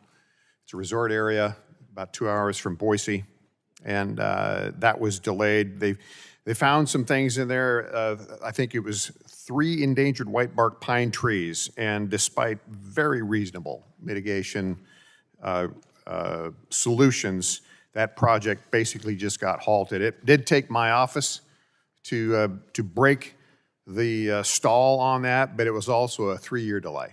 And so there's just another example. Another one in Midvale, Idaho, MTE Communications had a project stall due to the need for multiple NEPA studies, NEPA requirements, and that was simply because they were trying to run a conduit and a fiber cable about 100 feet from a roadway on federal land. So once again, those are just some of the examples out there. And I've got I'm going to ask both Mr. Spalter and Mr. Halley this, but I've got a bill, H.R. 2298, the Reducing Barriers for Broadband on Federal Lands Act.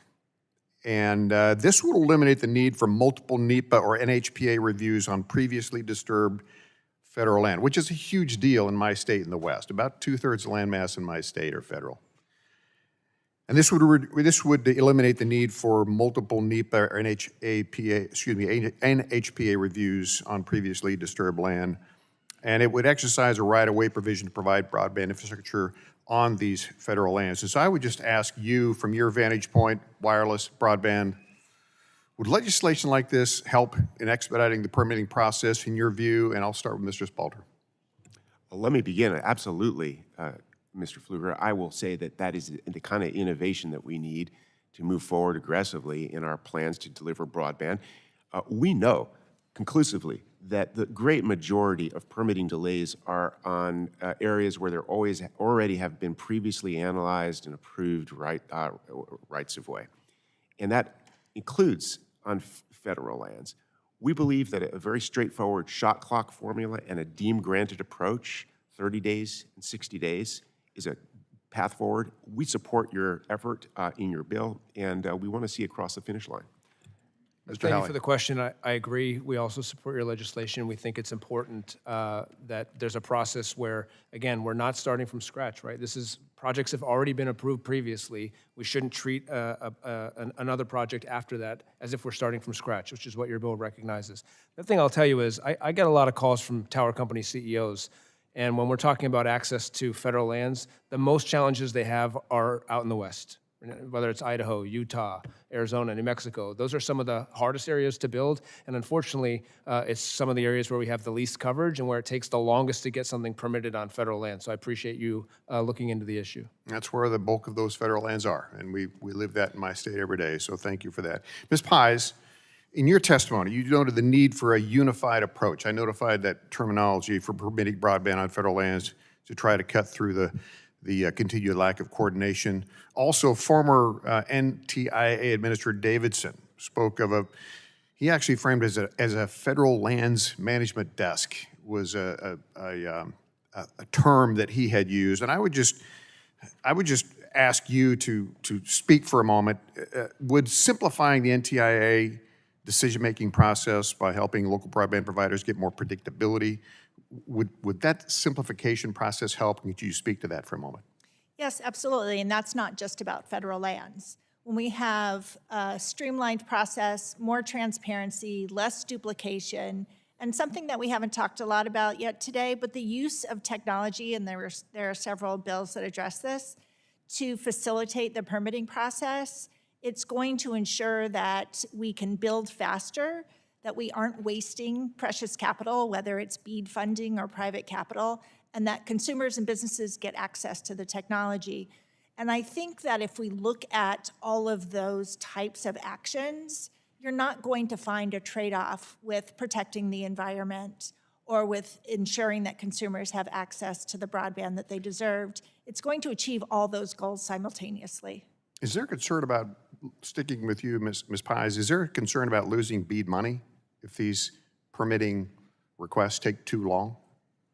I'm apologizing. Is there a concern about losing the BEAD money, the access to the funds, if the permits take too long?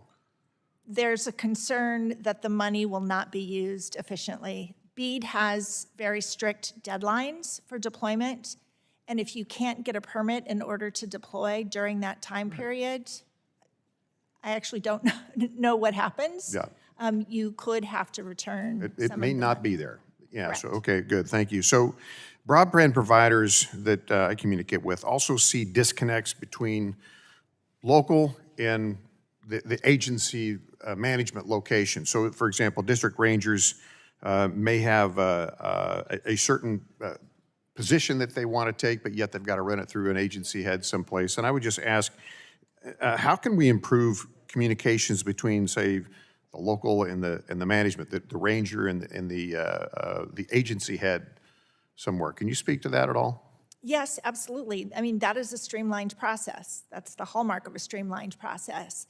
If we have a process that everybody can look to, whether it's the head of the agency or the local jurisdiction, and they understand what the process is, and when you have technical digital portals that can be utilized, and today we even have AI programs that can facilitate that, then it's going to reduce misunderstandings, it's going to increase efficiency, and it's going to ensure that we are using our well-earned capital to be able to deploy. Thank you for that. Mr. Chairman, I apologize, I'm over time, and I yield back. Thank the gentleman. The chair now recognizes the gentlelady from Virginia, Ms. McClellan, for 5 minutes for your questions. Thank you, Mr. Chair. As we all agree, the BEAD program was the largest investment, federal investment in our nation's broadband infrastructure in American history.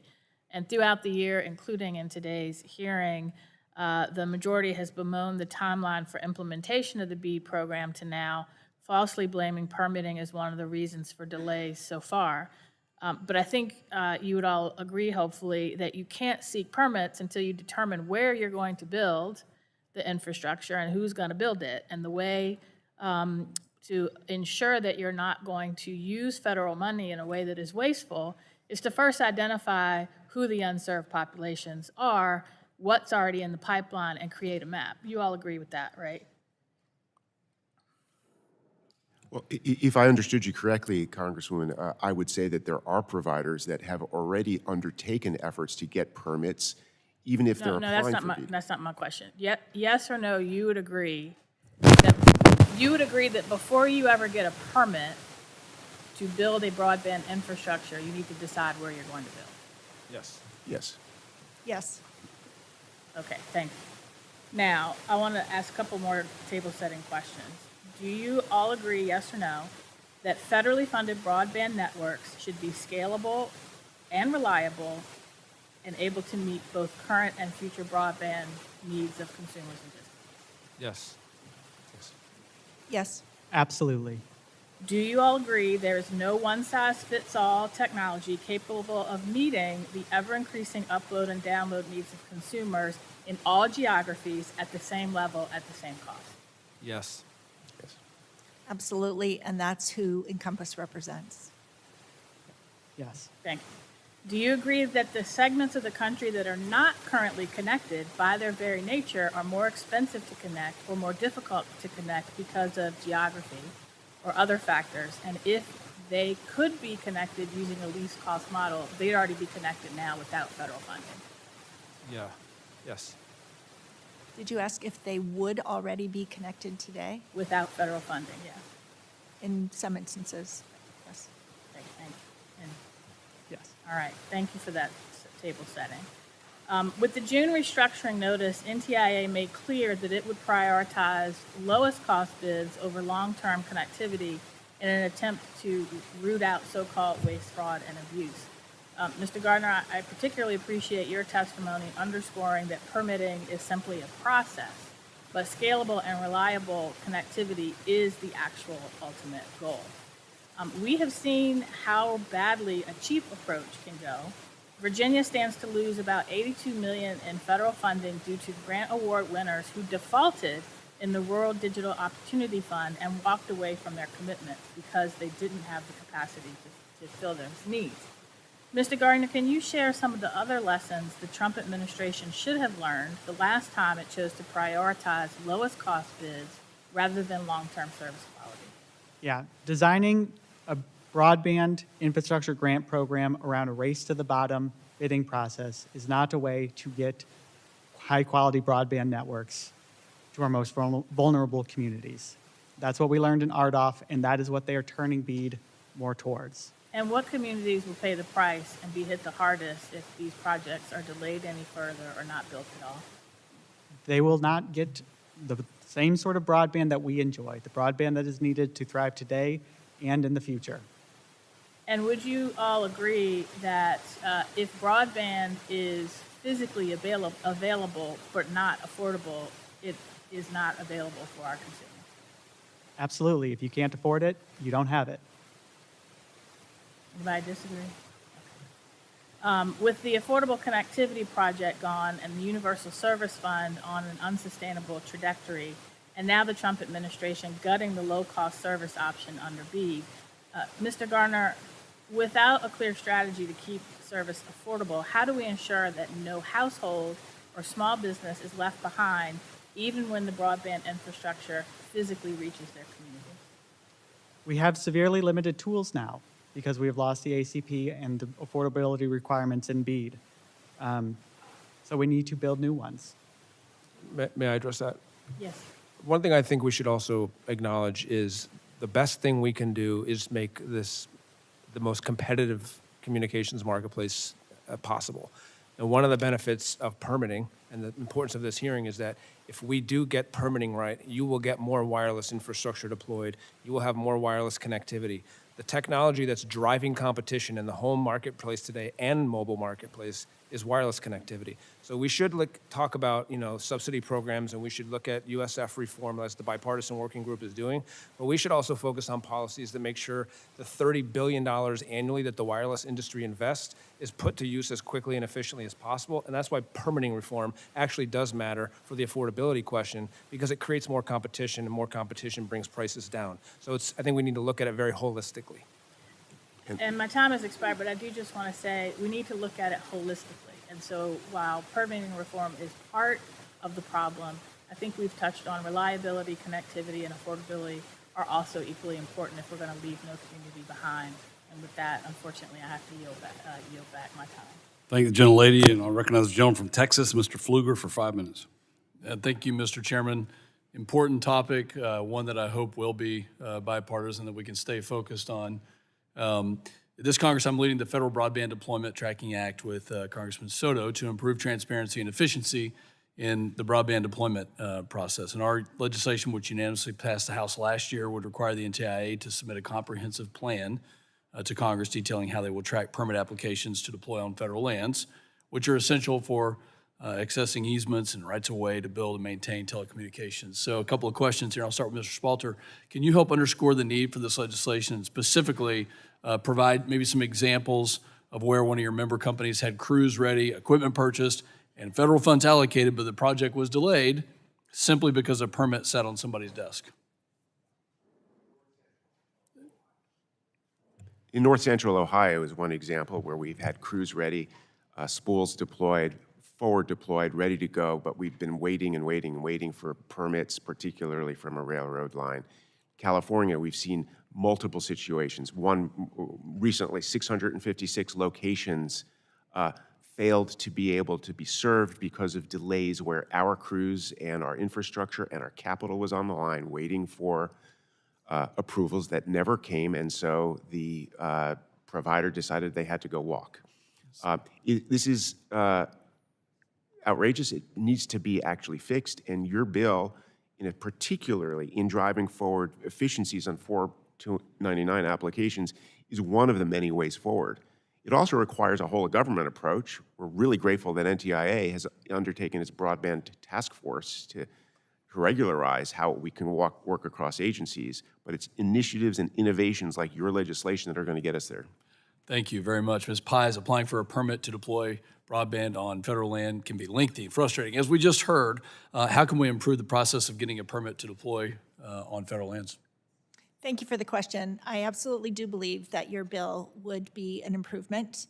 As I mentioned recently, the utilization of technology, whether it's online tools, a digital portal, the use of AI-driven software, can make that process much more efficient and much more effective. And some of the proposals that you have in your legislation would absolutely solve that piece of the puzzle. Thank you very much. And Mr. Halley, do you have anything to add on the wireless side? Yeah, I want to associate myself with both of the comments that they just made on the wireless context as well, and I really do appreciate the legislation that you've put forward because we do need to have increased coordination across agencies and, frankly, increased coordination between agencies and industry. So whether it's legislation like yours, which would require that coordination, or the development of portals to improve the technology that the agencies use, it's all very important. I was talking to one of our members earlier this week, and they were telling me about a project on Bureau of Reclamation land in California, where the state historic preservation officer about 2.5 years ago approved their plan to move forward. 2.5 years later, they're still waiting for approval from the Bureau of Reclamation. That's not acceptable. No, it's no wonder the frustration is so high when you have to compete against the government, not at the speed of commerce. The Trump administration and NTIA's recent benefits and bargain round has streamlined the BEAD program and has removed unnecessary regulations which have lowered the cost of BEAD by tens of billions of dollars. Ms. Pies, could enacting the bills before us today further create savings for BEAD? Yes, I think to the extent that the permitting process is streamlined, that we remove inefficiencies, that we create greater transparency and ensure that agencies are working from the same database of information, the broadband provider can cut costs and save money. One thing that I think is a little bit difficult to assess is when a broadband provider is seeking to be a subgrantee, they have to submit their costs in advance.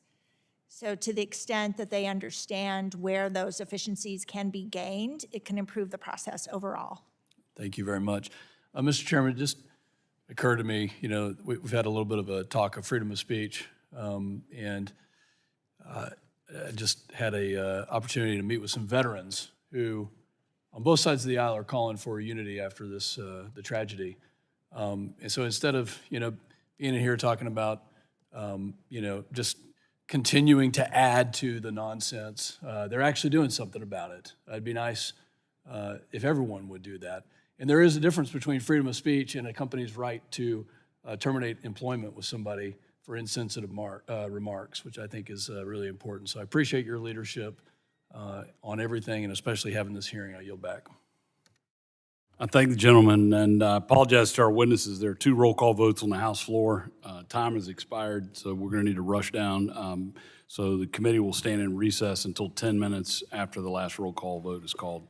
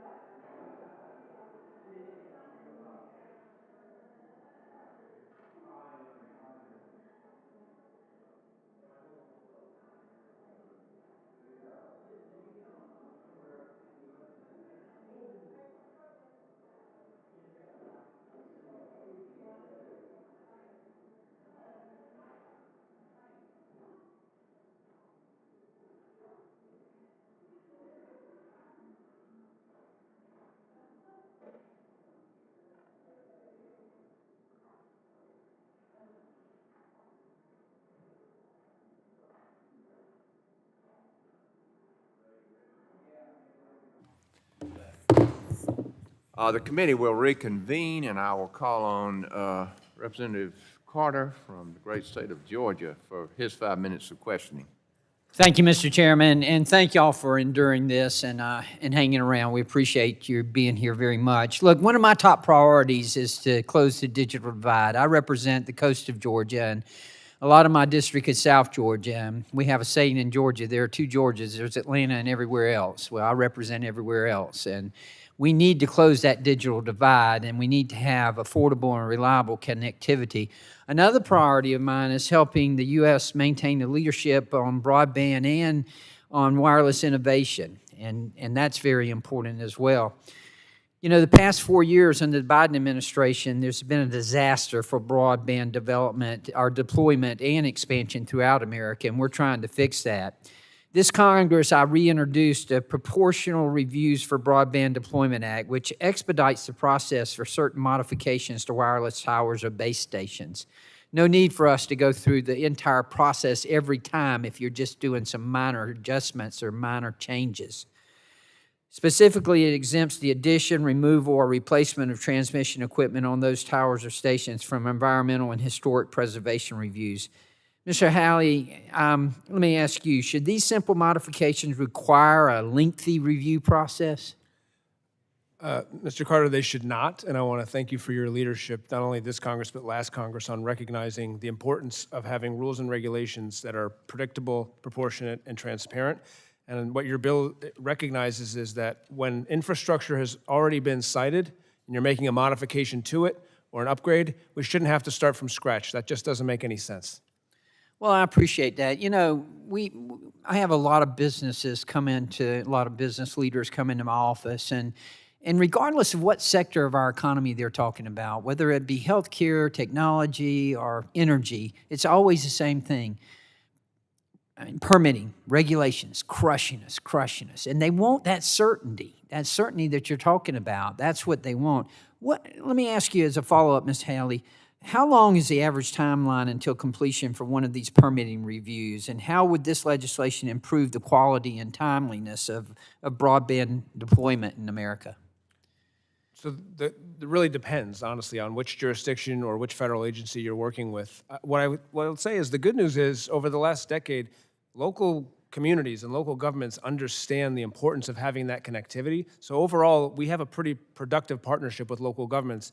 But there are times, for example, I was talking to one of our members yesterday about delays in a county in California where on average things are taking 12 to 18 months for a single site review. And that's just way too long for infrastructure that community needs. And that's why we're trying to put stop clocks on some of these things and trying to expedite the process. We want to make sure it's done right. We want to make sure that, you know, we want the autonomy of the local governments, but come on, this is important and it's needed immediately. We need to get this done. Are there any types of barriers that are unique to wireless facilities compared to wireless broadband when it comes, or wireline broadband when it comes to permitting? Are there any big differences? Well, it's a different type of infrastructure when you're talking about a tower or a small cell compared to deploying fiber. It's a different type of project. I think there are a lot of commonalities, though. And one of the things that I think is really great about the bills that are being considered by this committee today is it recognizes the difference for different types of projects. So, for example, when we're modifying an existing structure, for example, the shot clock there is 60 days. When we're talking about a shot clock on a brand new build where we haven't previously deployed, it's a longer period. That makes sense, right? It's a proportional perspective where the amount of time where local governments get is commensurate to the type of project that's being deployed, and that makes total sense. So NEPA and also the National Historic Preservation Act, they've seemed to become quite problematic when you're trying to navigate the permit approval process. How can we streamline NEPA and the National Historic Preservation Act? I think it goes back to a recognition, again, of the principles that we've been advocating for about proportionality, predictability, transparency. We do have requirements under NEPA and NEPA for environmental and historic review, and we understand what that process looks like. But again, I think we need to make sure that we don't have the same processes that can sometimes make a project go from what should be months to years when we're talking about rules that apply to a new build, again, versus something that's already been approved. If we've already disturbed the ground, if we've already done the historical review in the first place for a project, we certainly shouldn't have to do it again when we're just modifying an existing structure. And a lot of these bills recognize that, and I think it's important. And I appreciate that. And being from Savannah, Georgia, let me tell you, I know all about historical reviews. Thank y'all, and thank you very much, and I yield back, Mr. Chairman. The gentleman yields. Now I will call on Dr. Joyce from Pennsylvania for his 5 minutes of questioning. Thank you, Mr. Chairman, and thank you, Ranking Member Matsui, for allowing me to join in this important hearing. Even in a time of technological innovation and advancement, people across this great land remain, unfortunately, unconnected. Broadband deployment is hindered by burdensome regulations and processes that leave people without that necessary access. In the district that I represent in Pennsylvania, rural areas lack broadband coverage, and it is critical that we in Congress work to expedite broadband permitting to bridge that digital divide that rural communities face each and every day. Last week, I introduced H.R. 5273, the Broadband Competition and Efficient Deployment Act. This legislation would remove the requirement to prepare an environmental or historic preservation review in order to add or upgrade wireline facilities. These unnecessary review requirements are just one of the examples of barriers that can delay or even prevent broadband deployment. Mr. Spalter, in your testimony, you referenced several instances of environmental and historical reviews delaying broadband deployment projects, sometimes unfortunately by years. Would you please speak to the impact that removing this requirement would have on the deployment efforts, particularly in rural areas like the one that I serve, which are so underachieving when it comes to connectivity? Thank you, Congressman Joyce, not only for your leadership in this bill, but also for your leaning in with innovation and force on making sure that we can address railroad rights of ways in reasonable, thoughtful ways. Look, we absolutely believe in a couple of principles that are embedded in your bill. One is that we have to be able to have improved processes, including deduplication. Second is we have to have what we've talked about earlier, which is certainty. We have to have clear timelines that are acceptable to consumers, to your constituents, to be able to deliver that broadband without undue, intractable delay.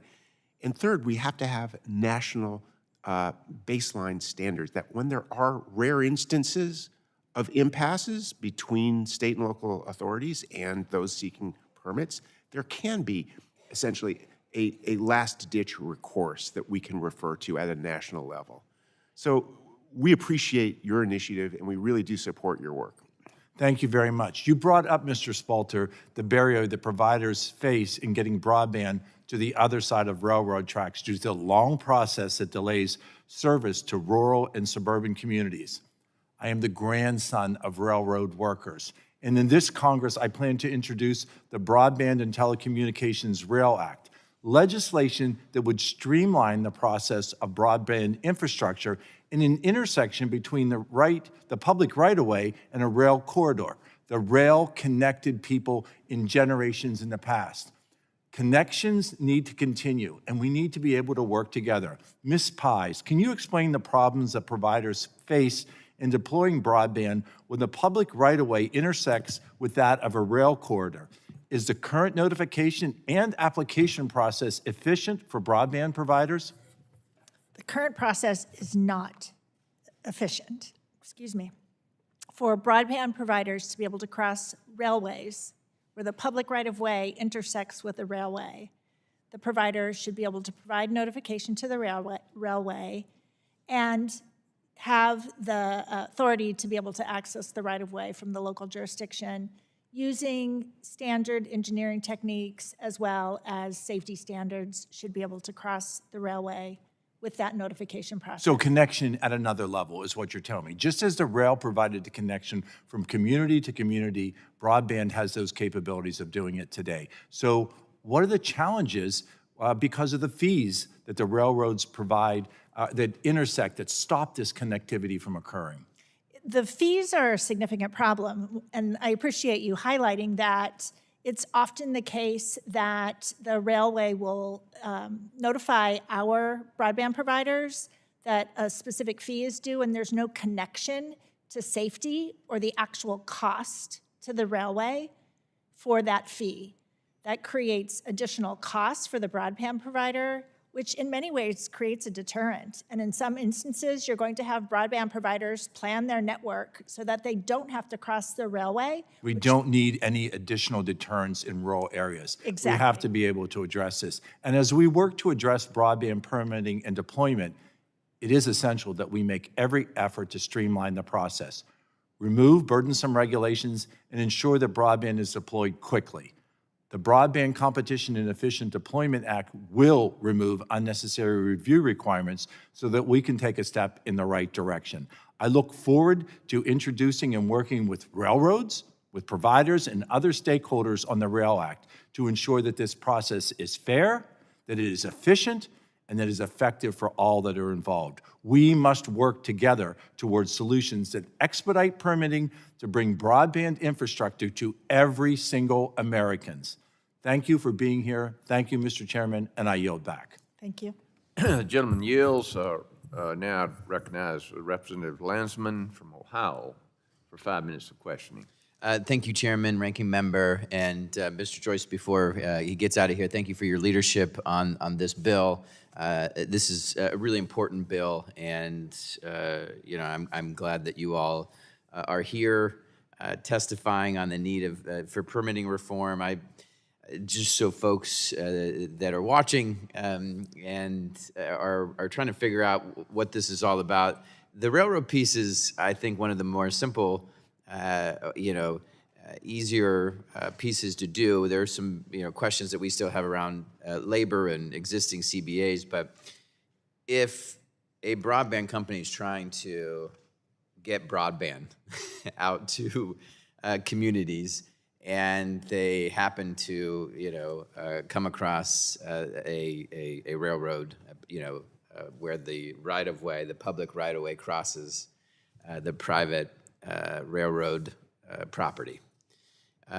We should be able to move forward with the broadband. And our broadband providers should not be facing the kind of obstacles they face now. This is one of, not the core reasons, but one of the reasons why we're struggling to get broadband to the places we need to get it. I'm a big believer that we, as a United States Congress and as a country, have to adopt a broadband everywhere policy where we appreciate just how critical access to the internet and broadband is. I would love anyone, Ms. Pies, maybe you could start us off. Could you, and this is along the same lines as Dr. Joyce, but if you can just talk a little bit about what obstacles, describing the obstacles that a broadband company faces now when they reach that point at that intersection, and what this bill would do to remove those obstacles. Yes, thank you for that question. We appreciate your support for the principles in the legislation as well. Encompass providers very often have to cross railroads, more often in rural areas of the country.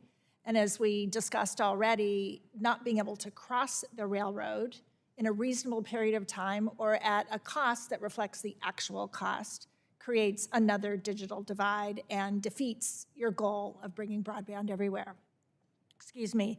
These problems exist in railways around the country, not just in a single location. And the costs are often not linked to actual, the price being charged is often not linked to actual costs.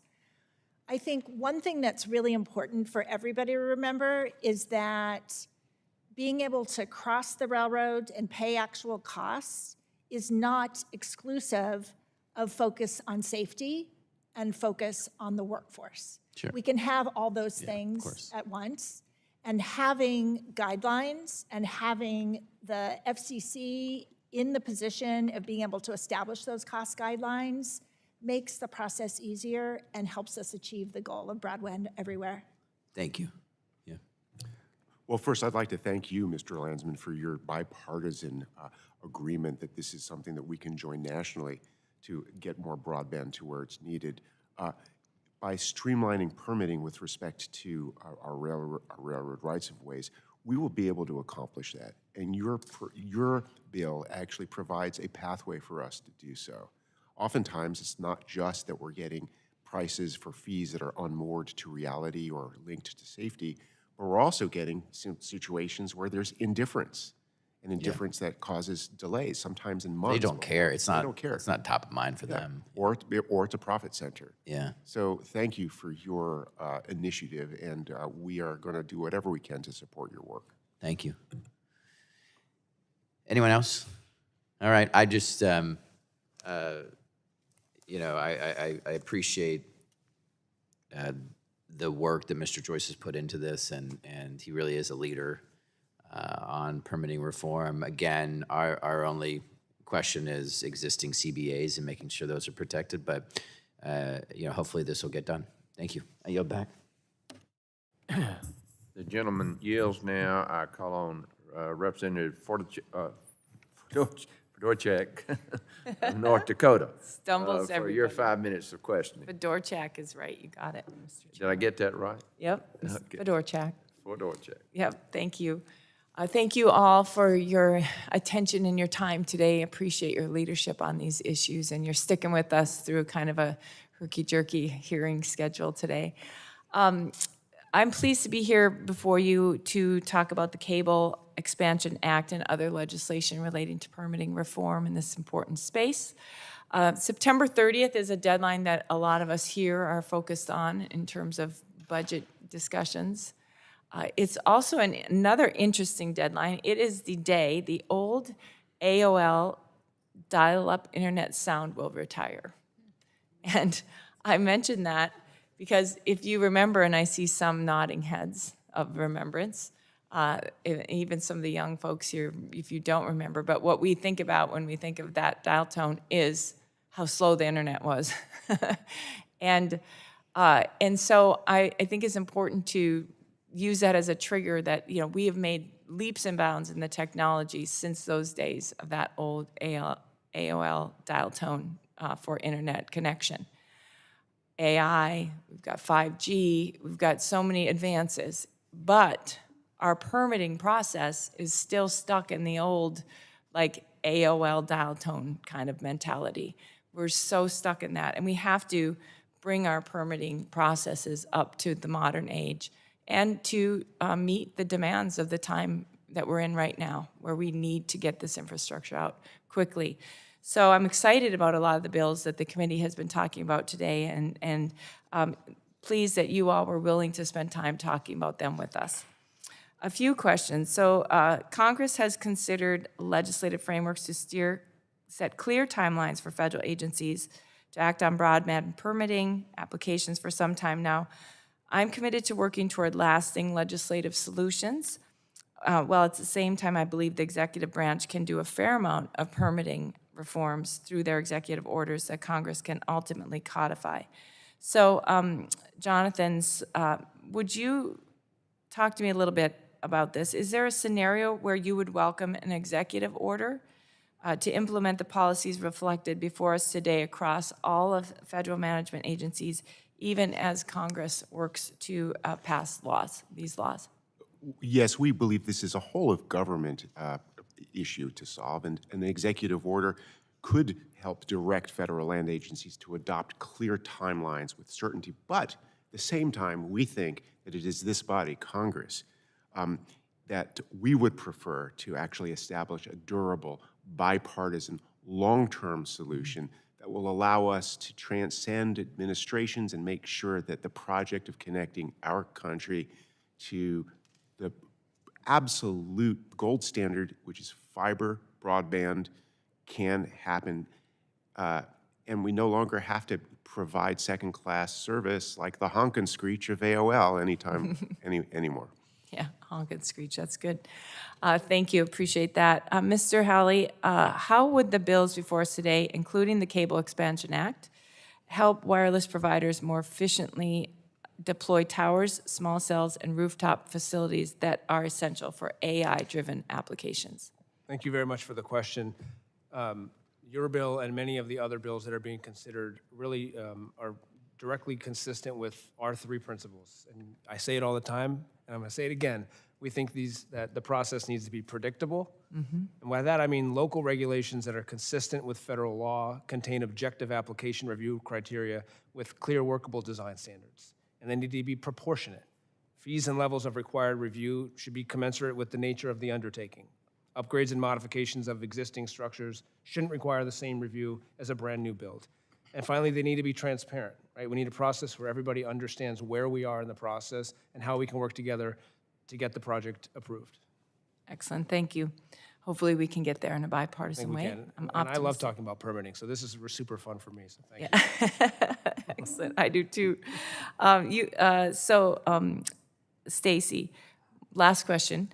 You've described railroad crossings as a major bottleneck. How would the Cable Expansion Act, along with the Rail Act, address these challenges and accelerate broadband projects?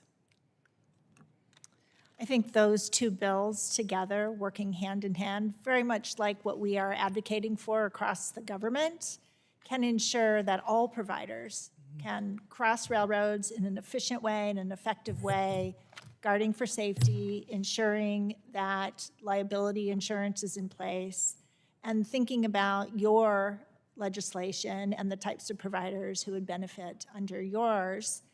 We can have a full all-of-the-above approach to delivering broadband. It's not dependent on a single technology. And we look forward to making sure that that happens, and we'd love to continue to talk to you about that. Excellent, very good. Thank you, Mr. Chairman, I yield back.